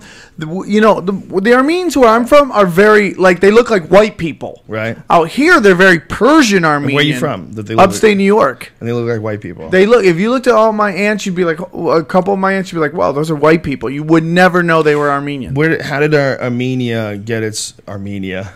How did... Armenian Nights. How did they get their ethnicity? Like, where do they come from? Is it a mix of, you know, like Filipinos or Chinese and Spanish? Like out here, they're mostly Persian Armenian. They're like Persians, but the country adopted Christianity, so it became its own little thing, and it never really got along with any of its like neighbors. So it was its own. Persians came into Iran and then became Christians? No, the Persians, well, it was one whole thing. I mean, came into Armenia and then became Christians? Yeah, so the country was the first country to ever adopt Christianity as its country's official religion. So there's like the darker, more Middle Eastern looking Armenians, and then there's more like European. Eastern European, right. Very light skin, very light skin. You would never know. Do they take you the same way though? Because I know that there's like with Mexicans, there's a big difference in Mexicans Coconuts. as well. Well, you get with Mexicans, you get dudes who look like Oscar de la Hoya or Salma Hayek, who look very Spanish, very European. And then you get, you know, dudes who look more like Indians, really, more like Native Americans, because that's the real bloodline, like the Mayans. What about the one Mexican boxer who looks redheaded Irish? Oh yeah. That just fought on the Mayweather. Louis C.K. Did you hear? Louis C.K.'s Mexican too. Isn't that crazy? Yeah. He was born in Mexico. Louis C.K.'s Mexican? Yeah. Not born in Mexico, but he's Mexican. Wow. Yeah. I never knew that, but that's what, Well, he has a joke about how he's more Mexican than Carlos Mencia. And he really is. I mean, Louis is Mexican. Yeah. Very fascinating. Full or just half? I don't know. Irish? I don't know. I think it was dad or something. I don't know. He's got a lot of Mexican in him. But there's a very distinct look that some Mexicans have. You know, it's more of an American Indian look. Yeah. You know, sort of. When I went to Mexico City, I went to Mexico City to see Metallica, and we flew in, and my friends were already there, and we didn't know what to do. So we're like, oh, no one's here to pick us up. We were gonna go. We were like, we need a ride, so we find a taxi, and it gets shady, dude. The taxi driver's like, follow me, man. And we walk through the airport, and as we get through the airport, we keep walking. It gets more and more third world. So I'm not lying to you. Eventually, we're walking out the airport through this back alley where there's these chickens all running around, and I'm like, this is not going right, man. And we got into car. I made a video of it, and he drove around, and like that's the worst thing you can do in Mexico City is get in a taxi because they will kidnap you. They'll drive you somewhere, they'll take you, and they'll hold you for a couple days till they drain your ATM. And if you're lucky, they'll let you come back. But I don't know, this guy liked us. We started talking about hookers and all that stuff. Because there's something about me, whenever I land to do stand-up or do somewhere, I always ask, so what's going on in this town? And they always tell me where the hookers are. Immediately, the first thing they always tell me is like, oh, you can get some girls over here. I don't know what it is. You seem like a party guy. I seem like a party, but do I look like I need hookers? Yes. Really? Yeah, absolutely. I mean, that's cool. That's a cool superpower. You just look like you like them.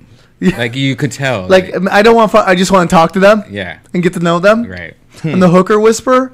Yeah, Mexico is a very tricky place. Last time I was there, I was in Cancun. It was a few years back, and I remember landing and walking through the airport, and just all these people like coming at you to try to give you a ride. And I was like, wow, we had a ride already arranged. But I was like, this is gross, man. Like you can't move through them. Like I'm walking, pulling my bags, and like one after the other. You need a ride? You need a ride? A ride, sir, senor? Need a ride, senor? holding up their fucking sign, and it's like, wow, this is weird. I'm uncomfortable here. You realize, like, whoa, they're playing by different rules. 100%. It's a third world country, son. You can call it Cancun all you want. You just landed in a place where laws don't apply. Everything's different. I mean, some laws apply, but it's not the same. You know, everything's run by fucking violent drug gangs. You know, they have they have a military presence. Sure, they have police, but the fucking drug gangs in Mexico they run everything. Near the border. You go to the border. They even have our weapons. They end up busting them with our military weapons. How ridiculous is that? When you realize how fucking nutty these government agents are. Did you hear about that? What was it called? Operation Fast and Furious? Is that what it was? Well, I mean, do you think we give it to them, or they just end up? Yeah, because we like to destabilize regions. Is that what it is? You think they're trying to? 100%. We play both sides. Because their guns turned up in El Paso too. The guns they turned up in crimes that were used in El Paso. So the guns that the ATF sold to the Mexican drug traffickers, those fucking guns showed up in our country. So those guns could have easily been used to kill American civilians because our fucking government is completely incompetent and retarded. 2,000 weapons were trafficked along the U.S.-Mexico border, and many were used in violent crimes in Mexico. In addition, 2 AK-47 semi-automatics involved in the program were recovered after a U.S. border agent was killed south of Tucson. Wow, a U.S. fucking border agent was killed with one of these weapons. So under the program dubbed Fast and Furious, agents with the Federal Bureau of Alcohol, Tobacco, and Firearms and Explosives in the Phoenix field office allowed licensed firearm dealers to sell weapons to illegal straw buyers in the hope that the agents could track the weapons and arrest Mexican drug cartel leaders. That was their wacky, fucking, dopey-ass idea. They were going to allow the fucking Mexican drug cartels to get more weapons. What? Did they have GPS things in them or something? Who the fuck knows? Because then that kind of makes sense. No, if you if you give a bunch of guns and you watch how that's dumb. They know where they are. They already know where they are. They're where the drug guys are. They have fucking ranches, man. Dude, there's powers that be, bro. Yeah, they have billions and billions of dollars. And you never know. Like, there was that whole theory that they want to really, like, bankrupt Mexico. You ever heard of the Amero? Do you buy into that at all? I heard about it. Yeah, like the whole thing was just Lou Dobbs actually had it on CNN, I think. About just like how they're trying to like make like Mexico's broke as shit, and then America broke as shit, and then bring down Canada with us, and then our money's worth nothing. That they just get rid of everything, and it's the Amero, bro. Do you think that's possible? Do you think the government actually plots to crash the economy? I think it's absolute incompetence. I don't think that they plot to crash shit. I do think that that powers that be crash the market so they can buy everything cheaper, and then it goes back up and they buy more money. I definitely think that. Okay, yeah. Well, I definitely think that people short stocks and they manipulate the market and do stuff like that to get money. But that's not necessarily the same people that are the government. This is people that are involved in the market. The market sort of pays for the government to get the government to do certain things their way that help them and aid them in stealing money, and and make sure there's a lot of clauses so they get away with a lot of shady shit completely legally. But I don't think they're plotting. But to here's my crash theory: the economy. I think that's kind of. You ever watch The First 48? Yes.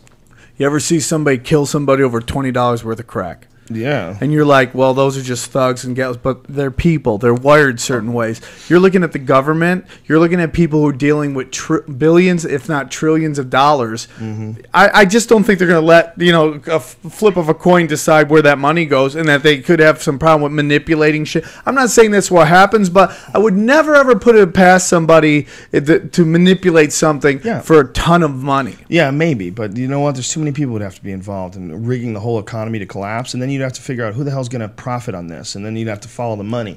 There's no mystery why things collapsed. There's no mystery. There was a goddamn money grab, and they knew that it was temporary, and they went crazy, and they made the whole economy virtually based on nothing. Based on nonsense. Slowly but surely. Not based on gold, not based on anything. It's all based on craziness. And then there's derivatives. I read this Matt Taibbi article where he was talking about the derivative economy being like 100 times larger than the regular economy, whatever the fuck that means. Like it gets so fucking squirrely. So they know what went wrong. It's not like someone sabotaged it on purpose so that they can profit from it, and that they could slowly devalue the dollar so they can combine the countries together. You know, there's no profit in that, man. There's no ultimate profit in creating one giant country. There are. Listen, I'm not saying that's what I'm saying. That's the theory out there. Yeah. I'm not. It's beyond, but I wouldn't put it past anybody. I mean, you're talking about, because when they do that, supposedly what's going to happen, and this is such a radical thing, but it would be like you would scrap the Constitution. You would have to scrap the Constitution and rewrite. They've sort of done that anyway. Slowly but surely. But this would be a direct parts of freedom of speech, parts of the Second Amendment, the right to bear arms has been compromised significantly in this country, and more now that they were trying to do with the medical marijuana. They're trying to make it so that if you have medical marijuana, you're not allowed to possess a gun anymore, or you're not allowed to buy a new gun. It's ridiculous. They're fucking with people's rights, inalienable rights as non-criminals in the United States of America, as hunters, as people that want to go target shooting. It's whatever. You know, you're saying because someone uses medical marijuana, they shouldn't be allowed to. What about oxycodone? You got that on your list? No, you don't. Oh, go fuck yourself. Yeah, that's you one. Fucking criminals. Like, they should go to jail for that, dude. Just for even suggesting that medical marijuana should be something that you should lose your gun for, and not OxyContin, and not Vicodin, and not a regular drinker. Fuck you criminal. 100%. It's so transparent, man. That is one of the most transparent pieces of corruption the world has ever seen. The idea that the fucking ATF is going to go after potheads before they go after pharmaceutical companies, alcohol companies. You're going to go after people who smoke pot. They're the ones who can't have guns. Well, what about Obama and his administration now trying to shut down all the dispensaries? Yeah, it's ridiculous. It's like this. It's a bag of goods. It's all bullshit. They say it's the Department of Justice, or say but it's his his guys General's in there. office, rather. Right? Yeah. Well, I guess they're not listening to him. I don't know. I mean, I don't know how that works. I don't know how much say the president really has. I'm with you. I don't. That's what I think happens. Is he got in there? He wanted yes, we can. Got in there. It's the Bill Hicks whole thing. They showed him a different fucking view of the Kennedy assassination. I think it's even different than the Bill Hicks joke. It's like, instead, he thought he was going to go there and he was going to get into an office and he was going to be able to change shit. And when he got there, there's a bunch of people feverishly working to patch up a hole in the middle of the universe. And they're like, listen, we can only keep this together for another fucking year or two, and it's going to blow. It doesn't matter if the economy goes. Doesn't matter if we get cancer. This fucking thing's going to blow. There's a hole in the universe. We're trying to patch it up. We got our boys holding it down. And they flew him out to fucking Area 51 in Nevada, and he looked at the hole in the universe and he went, fuck. And then his hair slowly became gray. And he's like, what do you want to go after pot? Go after pot. Go ahead, what are you going to do? Fuck it, who cares at this point? Pakistan? War with Pakistan? Fuck it, why not? Iran has bombs. Let's bomb them first. Fuck it. It's a goddamn hole in the universe. Why not, dude? Why not? He get gray quick, didn't he? Well, he looks better. Most black don't crack. That's for sure. He looks better than Bush. That's they decay because they start seeing shit that we don't even know about. They're just like, You heard what Bill Clinton said, man? One of the craziest things that he said about being in office was about the moon landings. He said that when he was a kid, just a couple months after the Apollo 11 landing, he said that it was amazing that man put a person on the moon, and he worked with this old carpenter. This old carpenter said that he thought that was BS, and that those television fellers, he goes, I don't believe a word of it. Those television fellers can try to get you to believe anything. I don't believe man landed on the moon. And he said, at the time, I thought that guy was a crank. He goes, but after 8 years in the White House, just stop and think about that. What he said, after 8 years in the White House, I start to think maybe he was ahead of his time. This is the fucking president.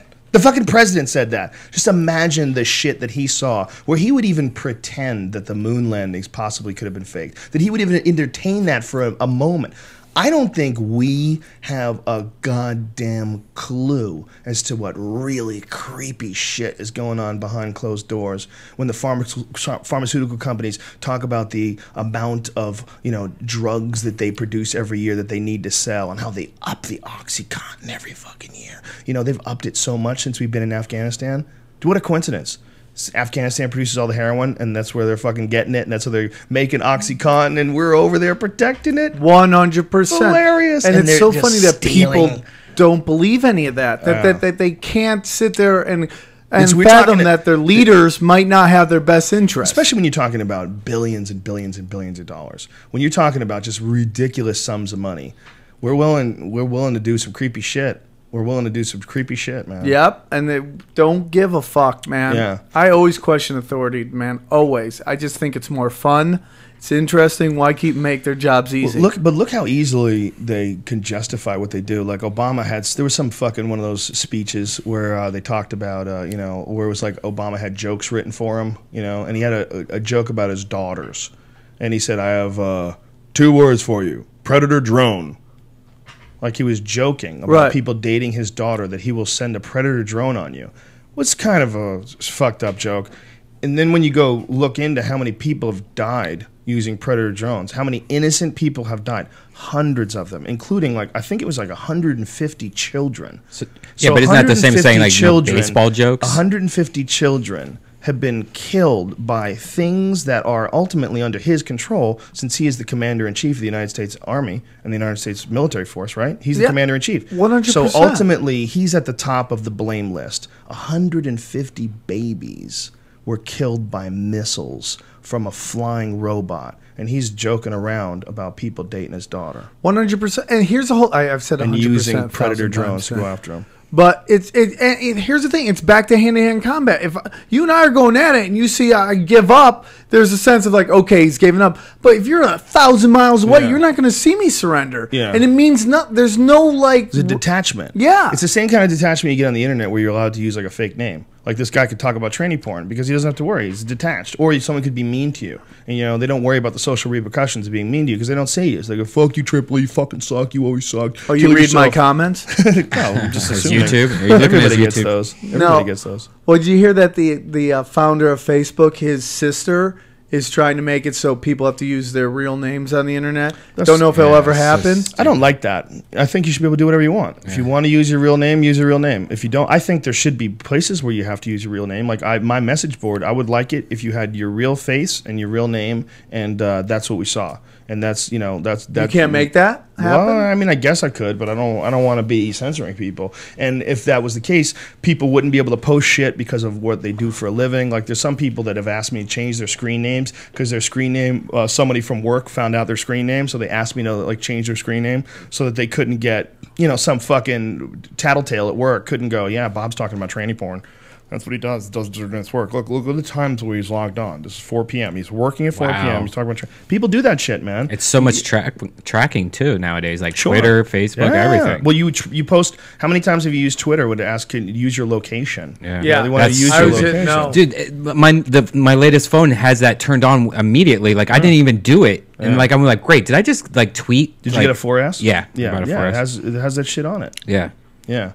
It's creepy. It is creepy.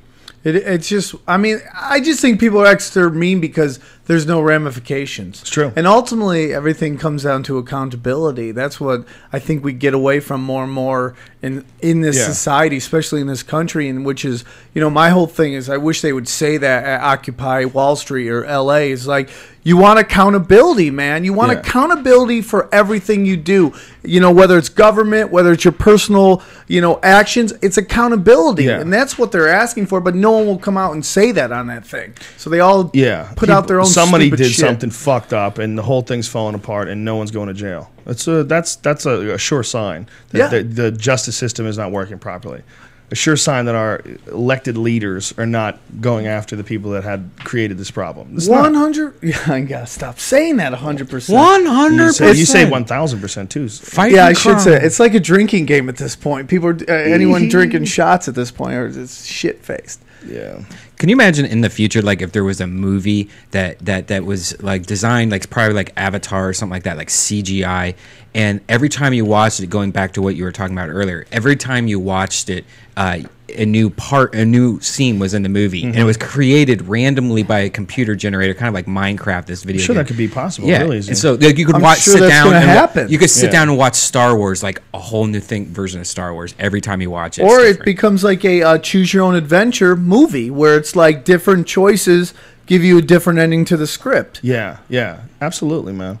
Yeah, the future is going to be very strange when it comes to what you can create, artificial environments that you can create. The real question to me is what's gonna win? Is it going to be human stupidity or is it going to be technology? It's almost like there's a race to a final conclusion. I the think race it's is technology. Maybe, but we're also invading Pakistan, and Iran's got nukes, and and they're fucking with the Large Hadron Collider and some new laser they're proposing to build in Britain that could punch a hole through space time, and like there's a weird race going on, and at the same time, Kim look at what's going Kardashian's on in the getting Congo again. So sad. Look what's going on in the Congo. Look what's going on in Mexico. Look what's going on in so many different parts of the world where human lives are just falling apart. Human civilization falling apart. Chaos. Just ultimate chaos. You look at watch documentaries on parts of Africa, and you would swear this is a post-apocalyptic vision. Yeah, the things they do, warlords, just hacking orphans, machetes, bro, just to get their spirit. I mean, it's crazy. Eating the flesh of innocent children on the enemy's side to be invulnerable in battle. Some of the stuff that I watched documentaries on Liberia, they've stained my brain forever, man. Cannibalism, rampant cannibalism. We're gonna have Shane Smith on the podcast from Vice TV. He's one of the guys who went to Liberia, and is he the guy who went to North Korea too? Yeah, he's gone everywhere, man. Who was telling me about that recently? They just watched it. I'm so excited. Me. I can't wait to have this guy on. I'm fucking so fired up. He's been everywhere. He was just in Beirut, and he's traveled. He travels all over the world, to the darkest parts of the world. He says he has to get new passports all the time because he brings his passport, and they go, "What the fuck, Iraq, Afghanistan? Like, what are you doing?" And he's like, "Oh, I'm a reporter," And then they're like, "For what?" He's like, "VBS," and they're like, "CBS?" He's like, "No, VBS." And like, the fuck is VBS? So he just, whenever he goes somewhere dark, he just gets a new passport. You're better off. Jason Tebow's telling me about his one in North Korea and how crazy. Oh yeah. North Korea is. Yeah, well, he said he's got some North Korea slave. He said NK slave footage. I didn't even know what that meant, but then the internet schooled me. North Korea douche. And I was like, oh yeah. Yeah, that's right. People are like, you seriously? They don't know what it is. I didn't know. I started trying to think of what that meant. I never associated North Korea with slaves for some reason. I didn't think that there would be slaves. Dude, I guarantee you that happens Cult. more and more and more communism, and more. And that's that whole thing about this whole free trade where they move these businesses over these third worlds. Take your phone off the table. Brian, take your phone off the table. Everybody keeps, lowering prices. Eventually, the labor is going to be to the point where they don't even want to pay for labor to keep the prices so low. Right. And slavery is going to happen. Well, I mean, look, we're willing to do that to dolphins.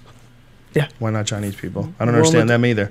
I mean, that's really how people look. If you ever go to China, you'll have the best time ever. China is the shit, dude. What'd you do in China? I did stand up. Really? Yeah, it was the best time. Me and Steve Byrne and I, we went to Beijing, Shanghai. Loved it, dude. Who did you perform to? Americans that are expats? How many people were in the crowd? Different shows with different sizes. Is all white people in the crowd, or just some Chinese people come Everything. Too? Really, everything. What was the percentage of white people to Chinese people? Well, at our shows, it was very high. It was like mostly white people. It was like 80% white. Wow. But it was amazing, bro. Really? I had such a great time. Nicest people ever. Mm-hmm. Chinese are the nicest people ever. Really? And and I just learned it's like everybody's the same. It's just you got governments and they're fighting with each other over resources. Yeah, the resources problem in China it's really a problem. And there's it's a funny thing, that whole factory thing in China. When people we had a thing on the podcast where I was trying to figure out, is there a karma-free cell phone? Is there a cell phone that I can get where I don't feel bad about owning it? Turns out there's not. Why do you feel bad about owning it? I feel bad that someone has to make fucking 15 cents an hour to make something. Yeah, I said that they should have an iPhone called the iKarma, and the iKarma is made in America, and they pay the people a real wage, and you can it pay costs more twice for as it. much. Yeah, and it costs twice as much. And a lot of people are like, "Fuck you, douche! I can barely afford my phone now. Who you fucking got some money?" That's not what I'm saying, dude. I'm not talking about you. If you want to, I'm not judging you.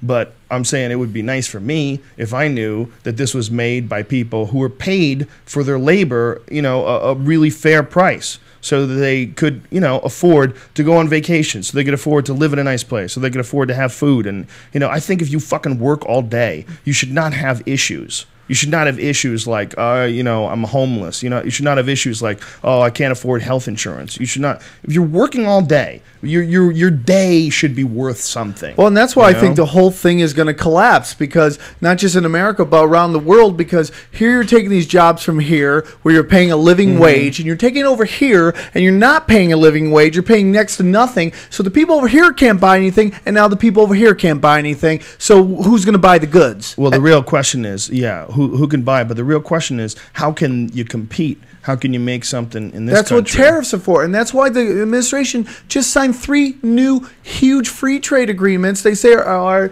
as big as NAFTA. I'm like, and they're going around a job creating bill. I'm like, and you just signed that free trade thing. We're screwed, man. Yeah, and stuff like that is where people really get the motivation.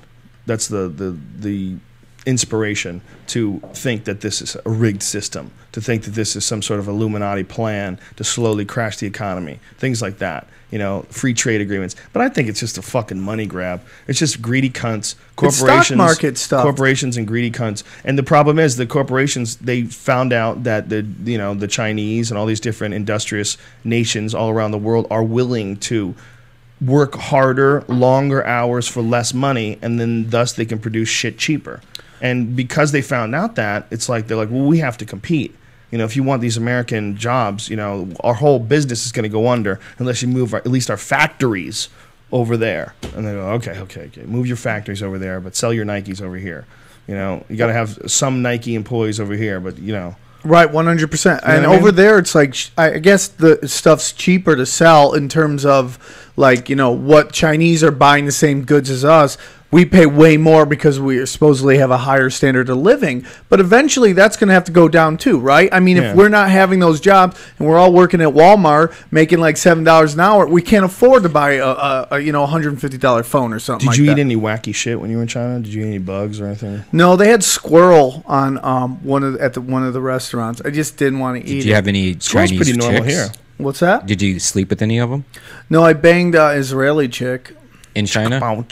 Yeah, doesn't great. That doesn't count. In China, huh? Yeah. And what was she doing over there? She was trying to start. She was working for some company, and she had established some kind of she had a business over there. People go over there. It's like the Wild West. They're moving there. They're trying to set up businesses, and it's awesome though, man. But what they did in China, someone was just I think there's something badass about that.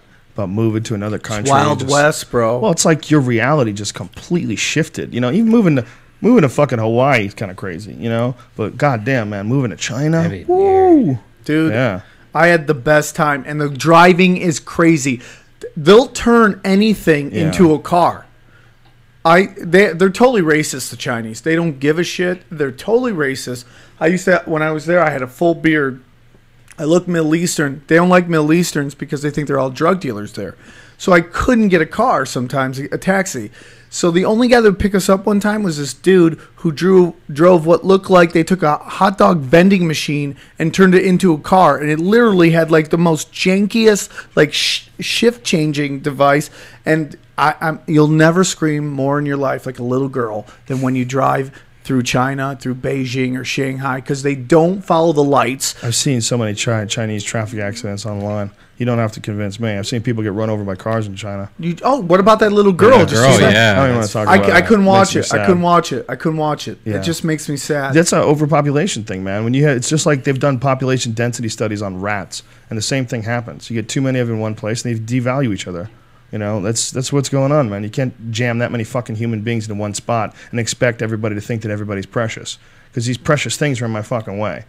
So no one cares, man.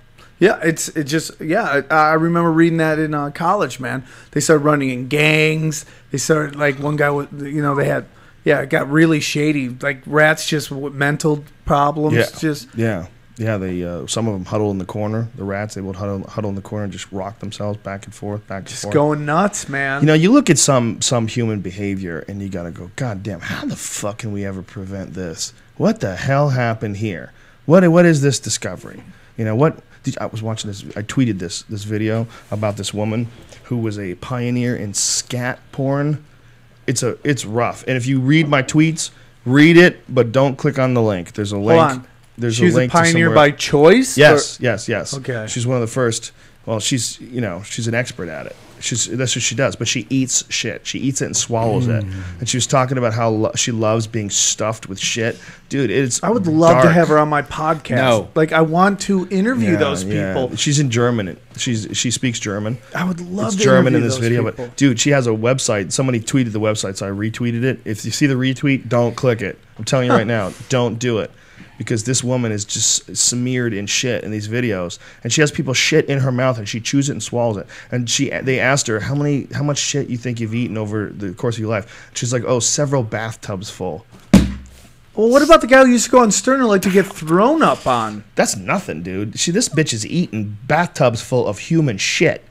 Someone let's get thrown up on. Is that worse to you than Yes, throw up? way Is worse. Shit's worse than throw up? Fuck yeah. They're both worse. equally bad. No. We watched. Shit's way worse than throw up. When we did Opie and Anthony, we were there for the infamous Baby Bird. It was me and Ari were there. You weren't there for Baby Bird, where the guy threw up the guy's mouth. Yeah. This fucking dude, I forget his name. That's right there, bro. Pat from Minaki. No, not Pat. Yeah, Pat from Unaki, but the other guy, Smith. What the fuck's his name? Pat Duffy.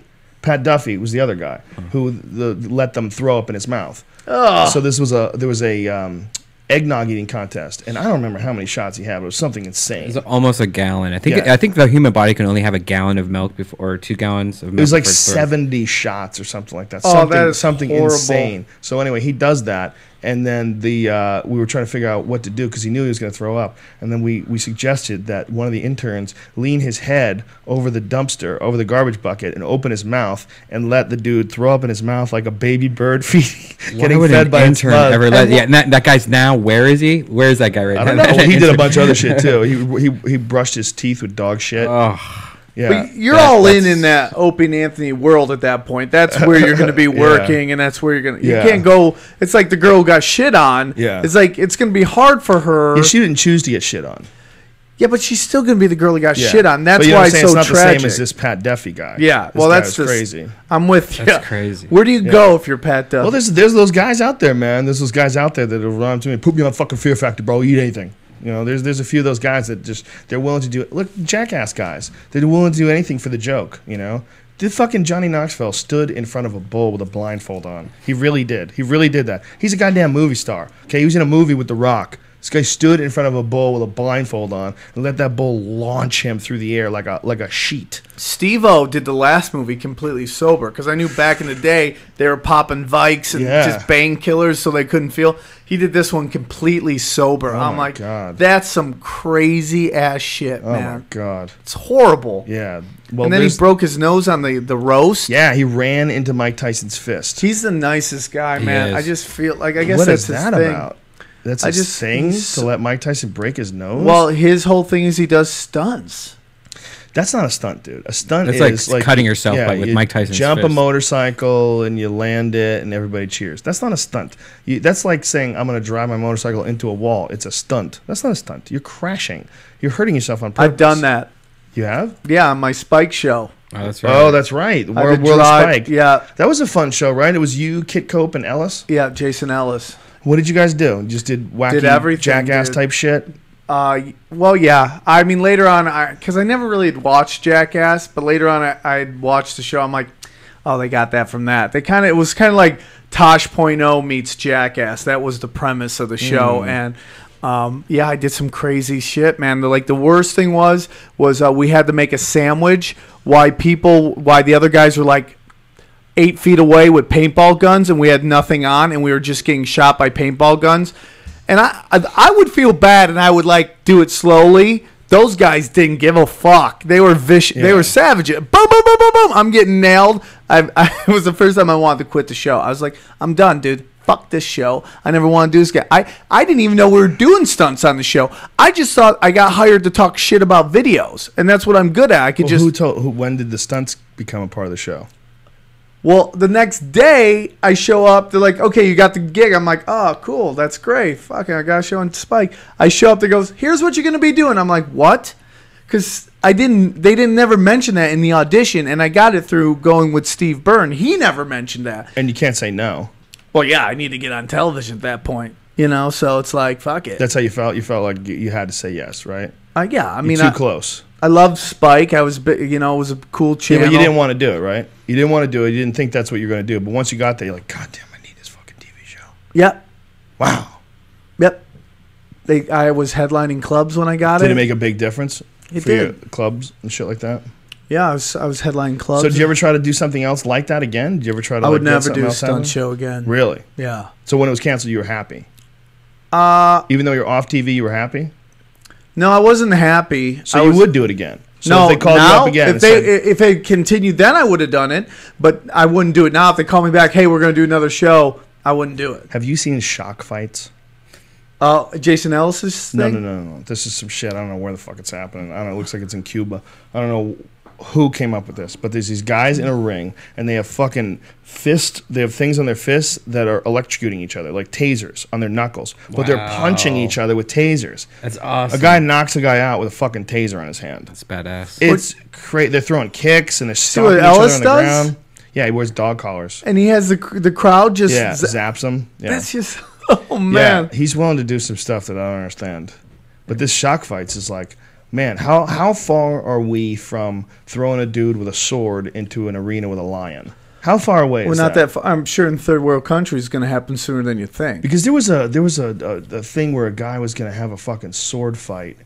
There was was a guy going to fight a lion? It was a Greek guy or something like that. I forget what the whole story was. But I was like, I remember this thing, like it was either a sword fight or it was going to fight a wild animal or something like that. But I remember thinking like, okay, this is how it starts.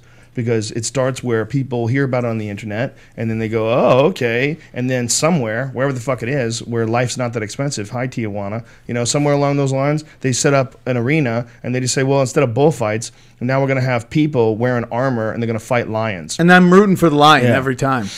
Wow, maybe. How do you not root Maybe for the guy, lion? Maybe the guy has children he can't feed, and he's fucking willing to get in there with the lion. But the lion 'cause has no choice. Yeah, in being for there. sure. I mean, the guy has a choice, but I'll still root for the person. I'm rooting on for the lion. Team people, bitch. I'm on Team Lion, bro. Really? I have to, man. I just like the lion's not choosing to be there. He's not, but he's going to kill the person. It's not like the person. But how's that any different than the killer whale? That's stuck lions in are dumb. Lions aren't smart. It's not that much different, but lions are not. Lions are just fucking there to remove So shit. it's mental capacity Not only and that, whether it's going to be a yes, crime yeah. or not? Not only that, I feel like lions are part of our domain, whereas killer whales, we have to go into their world and pull them out of their world and They don't interact with us on a regular basis unless we get on boats and enter into their world. Lions, on the other hand, they want. You mean you're in Africa? Like a friend of mine was in Africa, and while he was there, some guy got killed where it came into they like a camp. It came into the camp. The lion came into the camp while the dude was in the fucking shower and dragged him out of the shower. 2 female lions. What? Right. What? So Right. lions can suck my dick, okay? Lions can go fuck themselves. There's a killer whale. Like guys surfing, killer whale comes No, up they and don't. whoops some No, ass. They don't. No Killer one's whales no don't- one's been no. killed by a killer whale. Not only that, they help people. They've actually saved people when they're drowning. Killer whales aren't sharks. If it's sharks, I could see your point. Sharks can suck my dick. You could take a shark and throw it in a fish tank all day long. I don't have a feeling for a shark. Okay. But killer whales are super intelligent. Okay, I'll and accept that. they save people. But I think that when you're, I'm not saying you should have Christians versus the lions. I'm not saying you should fucking arm dudes and send them in and, have a sword fight with the lions. But I am saying if it goes down, I'm rooting for the fucking person. I want to know, can you kill a lion with a sword? Can you be armored up and kill a fucking lion with nothing but a sword? And if that guy can do it, good for him, man. I might not be able to. You might not be able to. A lion might just jack you every time. It's like you want 2 dudes from death row fighting to the death. I'm fine with that. But Really? just fighting an animal, I just don't. It's like I get I don't think you should do it. But Yeah. if you do it, I'm rooting for the person. all right, and then we'll put $20, and I'm always going for the lion. Really? Yeah, I'm Wow. always You I going would, for I the would lion do the same too. too. Yeah. Why is that, Brian? Same exact reasons. But what if you found out the guy was like super poor? And Do he you have couldn't a feed his black family? eye, Brian? No, I just no sleep. Why is it black? It looks under that thing like you just got rocked in your eyeball. Yeah. That's the HIV. It's coming out of his Yeah, it's eyeballs. coming out. It's all right, dude. You had fun while No, it but lasted. I agree with Sam on that. Yeah. I think even if they showed me the story of this poor sad guy, he has a choice. The animal. Yeah, does it chose a choice to fuck that And- lion up, and- but I'm rooting for him. And All right. we might not interfere with whales because we haven't moved there yet. But if you went back thousands of years, we're in lion territory right now. So Sort of. I mean, there were some sort of big cats here. Saber-toothed tigers, I think. Yeah. I think there was lions. Well, actually, there was. There was a North American lion a long, long fucking time ago. It's a different. Now, if a man's walking through a jungle and a lion comes, I'm rooting for the guy. Okay. I'm rooting for the guy. But when you grab the lion, you have very specific rules. Yeah, So if you're forcing the lion to be there with no choice, where it's not naturally going to be there, and it could die because you're trying to make 20. It's like why people didn't like dog fighting. Mm-hmm. It's like, especially when you have a dog. You're like I've said, dude, I'm not saying you should do it, but I'm saying if you do it, I'm going to root for you. I'll smack an animal though, not hurt it though. Just like a little. Well, you smack. got to discipline your A dog. hippo?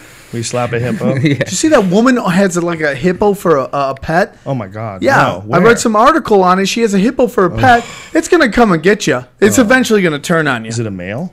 I didn't read whether it was a male. I just Maybe saw it's a female. She can keep it together for a little while. If it's a male, it's going to be biting people in half. They bite crocodiles in half, dude. 100. Yeah, I'm not Hippos. gonna say it. 100%. gonna Sam say it, Tripoli. What happened, Sam? What is this 100%? I don't know, man. I'm just agreeing with you. What'd you get on your test, Sammy? 100%. You A+ student. No. So far from this it. weekend you're in La Jolla. If people want to go see you at the Comedy Store, La Yeah, Jolla. Who are you working with down there? I'm working with Steve Simone. Ah, shit. beautiful. Yeah, and Tony Hinchcliffe. Aha. Hey guys. Then I just had a couple gigs fall out. I was supposed to be in sale, but then I'm going to be December 1st. We're going to have the Naughty Show at the Comedy Store. Powerful. Think Joe Rogan should make a Can't. return? Can't go. Sorry. We Good can luck. do it. Good luck in Satan's asshole. You can do it. Yeah, I could do it, but I'm not going to. Good luck. You won. I don't ever need to go back to that place. You don't. You don't. So there's no win contest. What won is the art form of comedy won. But the Comedy Store absolutely fucking picked the wrong side. So they can go fuck themselves. They're all forever, fucked up. Forever. I like the Laugh Factory. That place is. You have a problem with that place? Oh, 100%. To Tell do you naughty what. comedy now. The improv's awesome. I love the improv. Love when the I started improv, going Laugh over Factory. the improv, I felt like it was better for my act anyway. I feel like the Comedy Store is so dark and angry that I think a lot of that shaped my material. It's changed, bro. Has it really? And I don't mean that to be like it's different. It's not like you leaving it changed. Really? Yeah, now it's much like More depressing. yeah. I mean, more like it's depressing. not the same as it used to be. What was it like? What's the difference? It's I think it's like the acts aren't. I used to watch monsters on stage and just guys who were like, "Fuck, man, I don't see that as much anymore." It's not what it used to be. There's a couple young guys I think are bringing it, but it's not. It's like it's TV credit land. And Yeah. it's What not hap- like how did it make that change? I don't know, man. I think it's weird how they use the same people over and over again. Like Well, that some was something comedy that clubs, changed, too, when- but now they've definitely opened the door. But it just seems like I've gone there on some nights where these people are in the main room at 8:00 on like a Wednesday or Thursday or whatever, and I was like, this person sucks so bad he shouldn't even be in the belly room. Yeah. And he's in the main stage, really? The problem Yeah. is that what made that place great, and it was never perfect, but what made it great was that you could be somebody who was an unknown, and you could get up on stage there and start honing your craft. Those days are done. There's certain things going on there where, like, apparently if you're on Chelsea lately, that's a sign that you've arrived, and you see, like, a lot of people who do that panel now in the Yeah. lineup.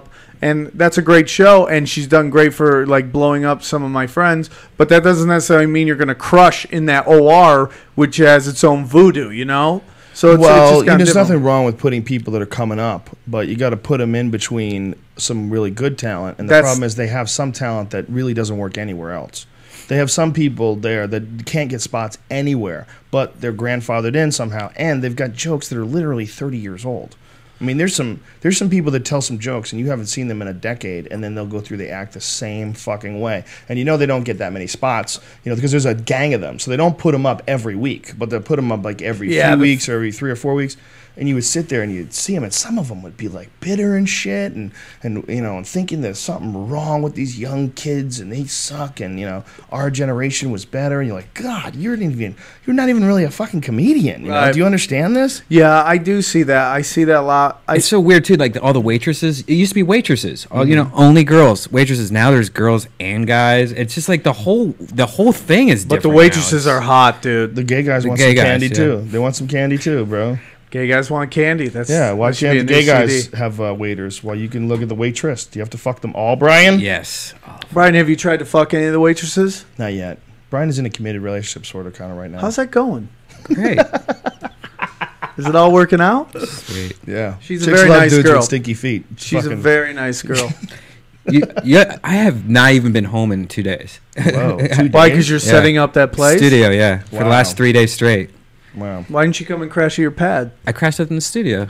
You Why didn't you slept come there? over? For like, I took naps there for like Really? an hour or two, and then I'd wake up and then Is Jaden Wow. Cole backdooring you? Huh? Is Jaden Cole backdooring you? Backdoor. Trying to steal your chick? Sam Tripoli is so deep in the world of porn. Yeah. I'm not You're really. deep. You say the full name like as if everybody knows. Well, who he you're talking knows about. her. Yeah, he knows, but there's 500,000 people that don't. But you're so deep into the Twitter, world of porn. You Club just go Jaden. with it. Oh, You just go with it. That's man. true. Yeah, who knows more porn stars than you? You're in that world. People bro. think I'm like the porn whisperer. I'm really not. You're not. I'm not really like You know a lot of them, man. You get them to come on your naughty shows all the time. I do And if know anybody's that- never seen the naughty show, what's the website? Well, it's coming back up. It's being redesigned right now, but it's the naughtykomedyshow.com and The best way to get a hold of you is what? Sam Tripoli on Twitter. Twitter, Sam Tripoli on Facebook, or Okay. my email. But you're those are fun shows. He's got these naughty shows are just he's got a bunch of really good comedians, but he's also got video clips and they do games. They fuck around with the audience and they always have porn stars who do things. I don't know what they do. They do like they make just- appearances and They show up, and you know what? They're people. You know what, man? I know it sounds crazy, and like they are who they are, but at the end of the day, they're really not that different than comedians. And Yeah. if you really sat down, you had a conversation, you'd be like, "Wow, that's Yeah. exactly what comedians do." They just have something that's kind of more taboo in society Yeah. than guys, and you know, most of them are just straight business people. They're a like, lot of them are. Well, that's sort of how they justify doing it too. They sort of go into this business mode, and that always weirds me out. Like there's two types of porn stars. There's like the flighty, doesn't know any better, super hot porn star that just gets work because she's hot, and then there's this super ambitious career woman Jenna porn Hayes. star. Yeah, those kind of get me in a weird way. You know, I'm like, man, wow, this is a strange, strange animal. Like this person is working hard to create all this porn and like they're real focused. hey, and if you shit. can blow up and you think podcasting is saturated, porn is saturated. Everybody's a porn star. Nobody's making money in it. How many porn stars are there? I mean, It's there's more. Probably 1 out of 7 now, I think. there's seems more like porn it. stars than comedians in LA. I wouldn't You think doubt so? it. Oh Dude, yeah. just Yeah. the camming thing alone. When you find out that like check this out. I don't know if you knew this. If you're 18 years old and you need money, there is a way to block the whole state you live in. So like say like if you live in California, you block California, and you can block certain cities, and then you can cam where you can make like fucking whatever $5 a minute, $10 a minute, and they have these things where you have like 20 people in the same room, and they're all chipping in more and more for you to stay in these rooms, and these girls are making thousands a night from just sitting on their fucking ass masturbating and doing nothing but that. It's basically just taking advantage of the whole like primal caveman girl, female relationship. It's like when you go to a strip club and the stripper makes eye contact. She does all the stuff that if you're at a normal club that lets a girl know she's interested in you. Right. So you make moves. So they do all that. They trick you in all that shit, and all they want you to do is buy lap dances from them. Well, that's the weirdest thing about strip clubs is that the roles are reversed, and we don't. And men who have never been or don't usually go, they don't know how to deal with it. You get there, and all of a sudden, the women are pursuing you, and they're super aggressive about it. You're like, what? You want to what? You want to dance? So for a lot of guys, they just melt and like fall into it, and next thing you know, they're broke. Because the whole dynamic has just been shifted, and they don't understand. Like they haven't built up a resistance for it. They don't have the immune system for a strip club. No, You have to have a 100%. social immune system. And that's the whole thing about the naughty show is just like I like to explore that side of the world.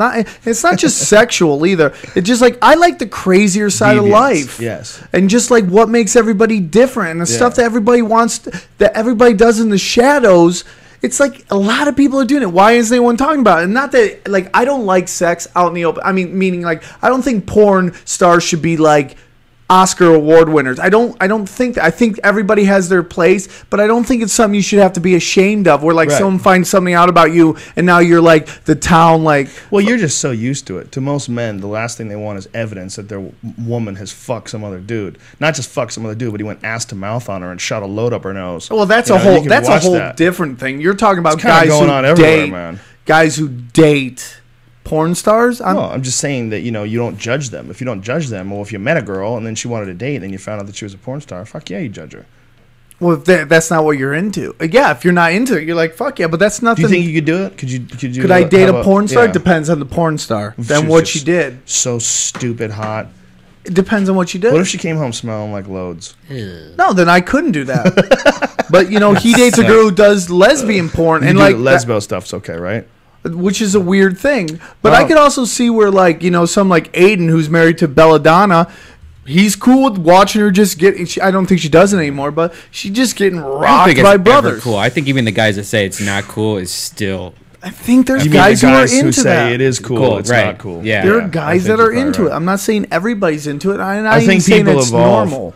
People evolve, man, and sometimes they just look. When guys go to prison, they all of a sudden develop a desire to fuck men. You know why? Because they evolve. They adapt. They adapt to the situation. And if the only way you can get a chick like Belladonna is to let black guys come in her ass, you go, all right, let's do this. Yeah, but that's from your perspective. I totally understand. Right. But he may be into. I'm just saying. Could be, yes, but could be. That's the only way. Cockholding has been around forever. Yeah, it's true too. Yeah, and there's guys who just enjoy watching their girls get rocked by monsters. A buddy of mine said that he met this girl at a party and she was really hot and she was coming on to him, and then all of a sudden this dude came over and introduced himself as the husband, and the guy's like, oh, what the fuck? And the guy was like, no man, it's cool.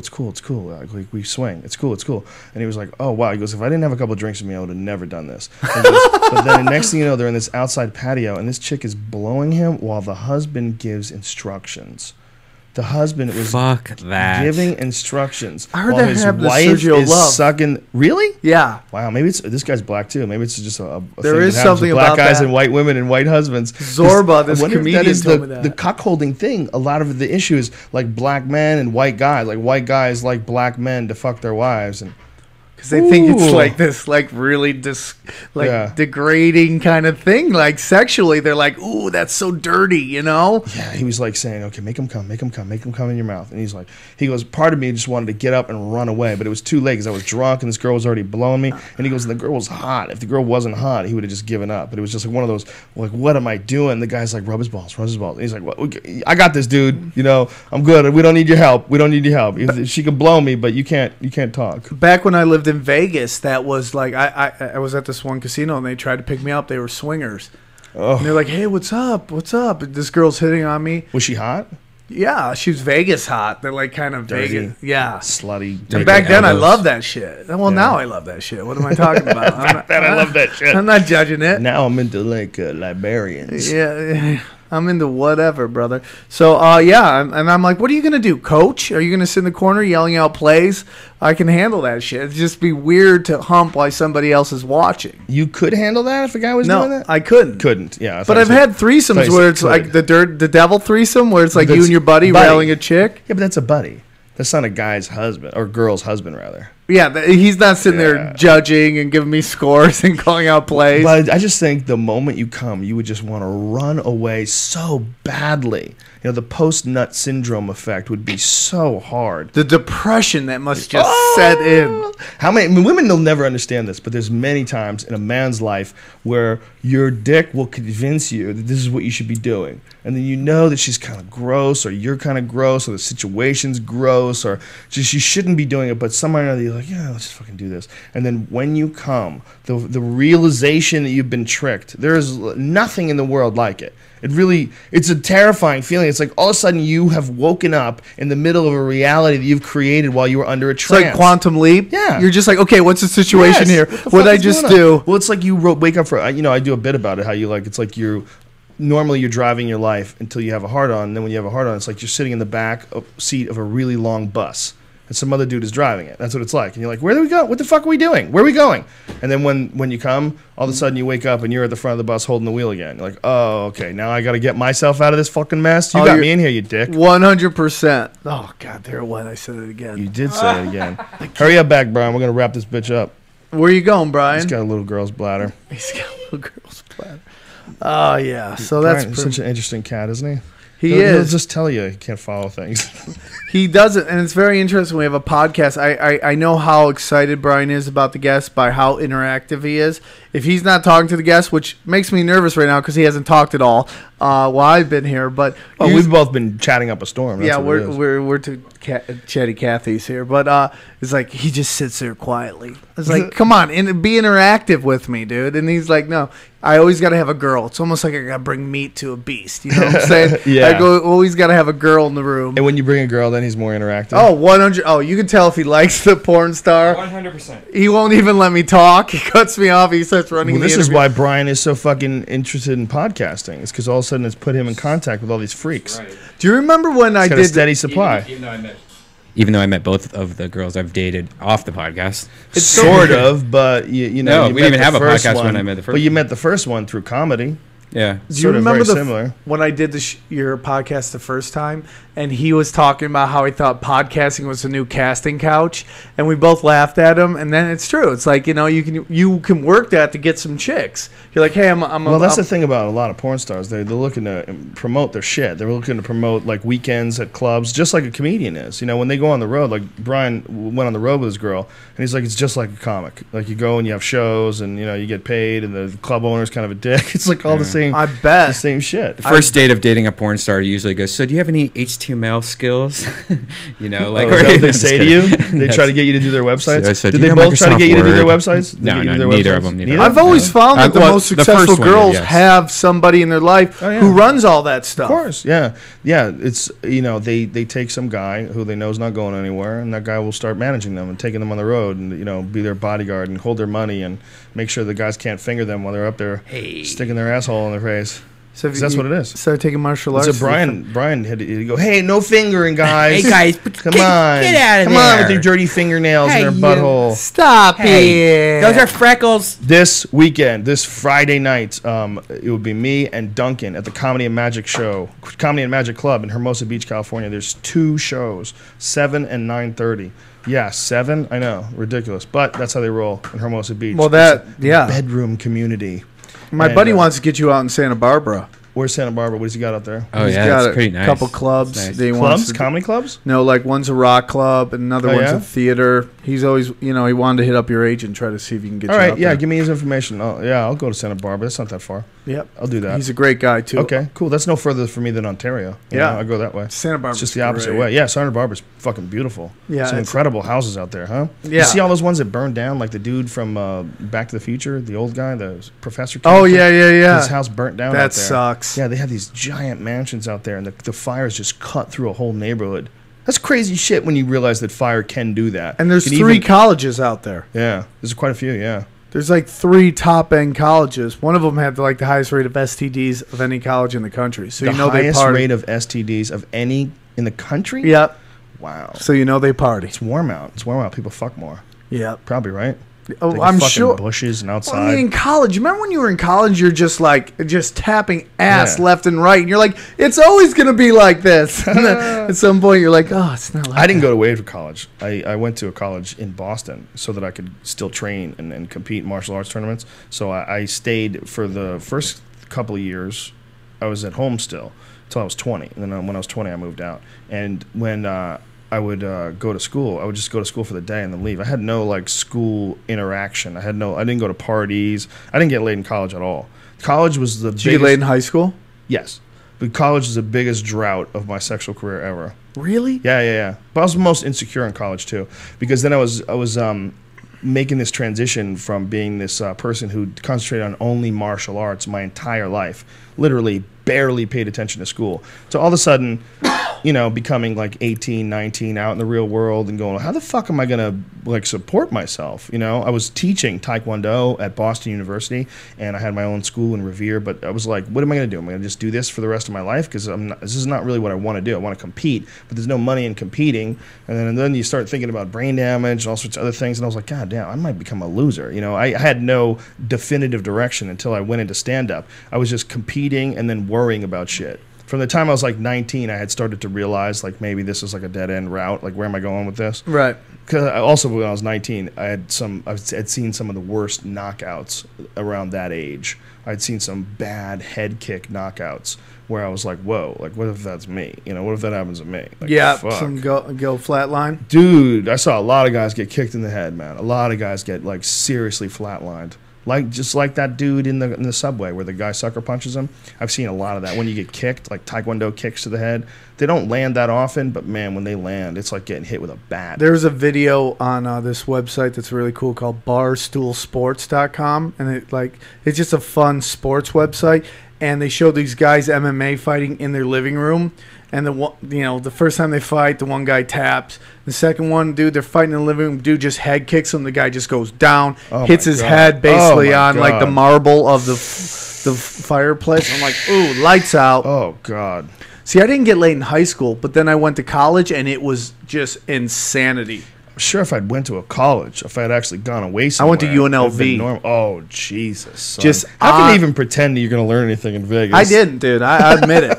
I moved there. I wanted to do stand-up. Was there a lot of drugs? No, I didn't really get into anything like that until later. Because Vegas has a real drug problem, right? But this was a different Vegas, man. Really? I know it sounds crazy. Like Sinatra's alive. It was like, you know how there was the mob, mob Vegas. Yes. I was out there kind of during the family-friendly Vegas. Yeah, that happened for a little while, right? Yeah, and then when I left, then it became MMA, Terror Dome Vegas. That is like just. Where they're like, screw it, we're just the party destination. And how do you think they made that decision? You were living there. What? The family wasn't making as much money. Nope. That's what it was? No, this one comic, I forget his name, used to have a joke about, you don't take a hooker to Disneyland. It's just like, why would you make Vegas a family destination? Yeah. It was just a place where, it was just meant what's there for the kids? Yeah, well, at one point there was like Circus Circus had this huge park, and then the MGM Grand tried to create a park. It's just like you're not gonna bring your kids where there's gambling. It sounds like a good idea. People do all the time. Yeah, but not like what they were hoping. They were hoping to pull from Orlando. Fuck Orlando, let's go to Vegas. And it just never. It's never gonna happen, man. It's interesting what a bunch of different metamorphoses have gone on, And now it's kind of like it's in a different place. It's like Vegas is broke. Is that what it is now? Yeah, man. They're so slow and dead. It's just they definitely have lost a lot. Well, they say that their attendance is down like 50%, man. Yeah. Well, because 50%. Got money. And there's all those shopping centers that they started to build, and then whatever happened, and now they're just sitting there. Yeah, there's a few of those. There's a ton of those. It's weird. Yeah. Where is it in Saudi Arabia? They have that too. Or Dubai. Yeah, it's like huge. And then money's gone. Yeah. Stop that. It's so weird that the same amount of people can exist, the same amount of metal, the same amount of steel, the same amount of minerals, the same amount of resources, and yet somehow or another there's no money anymore. It's like it's so strange. It's like, well, everybody was under an illusion before. Well, can you trick me again, please? Yeah, can we trick the world again and keep this bitch rolling? It's like where's the money? It's like there was money, and then there was no money. You and I are way too stupid for this conversation. Yeah, you know what it is? It's hoarding. Brian's not going to help. That was like, where's the beef commercial? Where's the money? It's rich people hoarding. That's what's going on. Rich people hoarding everything. Friday night, Comedy Magic Club in Hermosa Beach. It will sell out. Trust me. Duncan Trussell's with me. And I don't know who else is going to come with me, but somebody else too. I try to get Tripoli. I would, dude. We haven't gigged together in a while. I'd love to. We gotta start doing some gigs together. You know what? I'm doing San Jose with Diaz. Why don't you come along? Want to do that? Just tell me when I'm there. That's the next weekend. The next following Friday. You there? Done. Plus, it's another UFC. Vanderlei Silva versus Kung Lee. No way. Shit, son. Shogun versus Henderson. I'm there, dude. I'm there, dude. I don't know what I did in the past life, dude, but I hooked it up. Yeah, you did, bro. Greatest jobs. December 1st, Naughty Show. December 1st, Naughty Show. I'm gonna keep convincing you to come. I can't come, man. I know you can. I can't come. Brian, work on it. Brian, I think you're on the good things with the new podcast place. Yes. You got to start working on the business side. We talked about that, and we'll keep talking about it. Yeah, Brian's podcast, Death Squad, for anybody who wants to sponsor it, we're talking to the Fleshlight. Hopefully they'll come through with it. But Brian's got, it's always in like the top 20 of iTunes comedy. There's a bunch of funny comics. Sam Tripoli has a show on it called The Naughty Show. There's Tom Segura and his wife, Mrs. Segura. They have a show called Your Mom's House. The whole lineup is great. There's no bad ones. Brandon Walsh now has one called The Bone Zone. I like that name. And what it is free. Okay, it's free podcast. And if you're looking for some shit to listen to at work. And by the way, all the people that I saw in England this weekend, thank you very much. What a fucking awesome, polite crowd. crowd, and 90% of them are like podcast fans. It was cool as fuck, dude. One guy had a T-shirt on that said, "I like my protons. I like existing in pre-Big Bang conditions. Anybody wants to change that, you got to come through me." He had a T-shirt on with that written out. It was dope. And then another guy had a Death Squad lineup T-shirt. Reservoir Dogs. Reservoir Dogs with all of our faces. It was really dope. Hey, have you ever thought about? I was telling Redban that he should take that thing that cartoon that guy and made? turn it into a T-shirt and try to sell it to make money for the Death Squad or something like that. Well, we're gonna definitely this thing. I'm gonna talk to this guy. How cool is that? If you don't know what he's talking about, there's a gentleman. What's his name? What's the guy's name? Do you know his name? Oh, you caught me on something sweatpants or something like that. Yeah, god damn it, casual sweatpants. Casual or something like that. Sweatpants. .com, I think it is. Is that his name? But anyway, he made this cool thing, the Joe Rogan Experience podcast, and it's all these animated pictures of like Kevin Smith and Ari Shaffir. I'm on Charles second Murphy, level. I'm excited about Sam that. Tripoli. I'm a zombie looking Brian, Tripoli. and me and Joey Diaz, and everybody's in it. It's Duncan's in it. It's really fucking awesome, man, and an honor. And that's one of the coolest things about this podcast is the community that it's sort of brought together. And that's not something we take lightly at all. I'm amazed and I'm honored by it all, and it's kind of humbling. And I never know what to say. When I'll click on some link and someone will say something I made from your podcast, and I'll click on a link and it's this awesome inspirational rant tied to music, and you listen to it and you're like, well, that's why you can't interrupt rants, bro, because they'll take those. So you got to be careful. What I do now is kid. Formal Sweatpants is the name of the game. I do something on my podcast where I call it Redban's Rant, and we do it at half an hour in the podcast where he can talk about whatever he wants. Because he always we'll be jamming, and all of a sudden it'll be like left turn out of nowhere, and we're like, what? Well, sometimes that's okay, but you got to let people rant when they're in the middle of a rant. You can't stop it because then you stop one of these cool videos that gets made. Guys have animated them. We got a couple guys have animated them. It's fucking awesome. And Kevin Pereira from Attack of the Show, he wants to figure out a way to animate it with his production company. So we're going to try to do that. Yeah, because there's so many times people have told crazy fucking stories, and those stories could make awesome animated little clips. You just have to have someone sit through the 10,000 hours of this is like 152. What is this number? What number is this? It's more than that. I think it's like 154. Is it really? 154 podcasts. Each one of them is at least 2 hours, and some of them are more. So what's the longest one? Kevin Smith. That was like 3.5 hours, I think, something like that. Yeah. Anyway, bitches, this show is basically over. Let's wrap it up. Let's bring it on home. Brought to you by the Fleshlight. Sam Tripoli got his own today. I'm very excited. At your boy.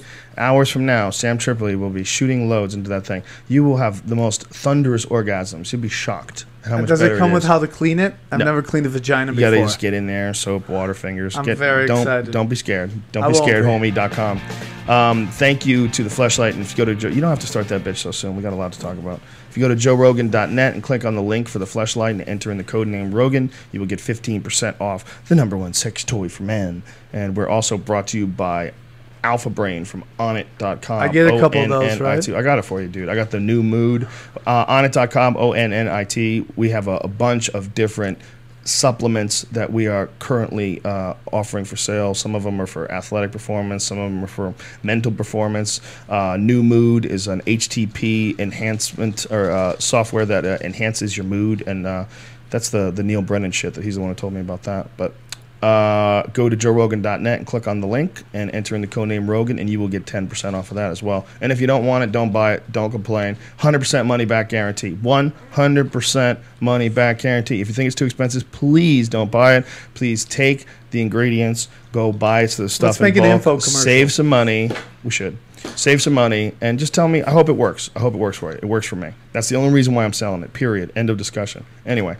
I thought you were going to go and Advanced White by Arm & Hammer. No, this is my toothpaste. I'm not promoting this toothpaste. There's a lot of shit that we sell. Like C2O, the best coconut water in the world. They don't pay us, but it's fucking stuff is awesome. It's from Thailand. That's the key, folks. You got to get coconut water from Thailand. I've had some coconut water that tastes like dishwater. So people say like, dude, why do you guys drink coconut water in the podcast? Like, this stuff's gross. Some of it's gross. I agree with you. But this C2O shit is fucking... sweet and delicious. It makes me pee. It does. Well, I bet you get a call from some people soon about wanting to sponsor. Yeah, whatever. Either way, I'll tell you I like stuff because it's good, and C2O is fucking delicious.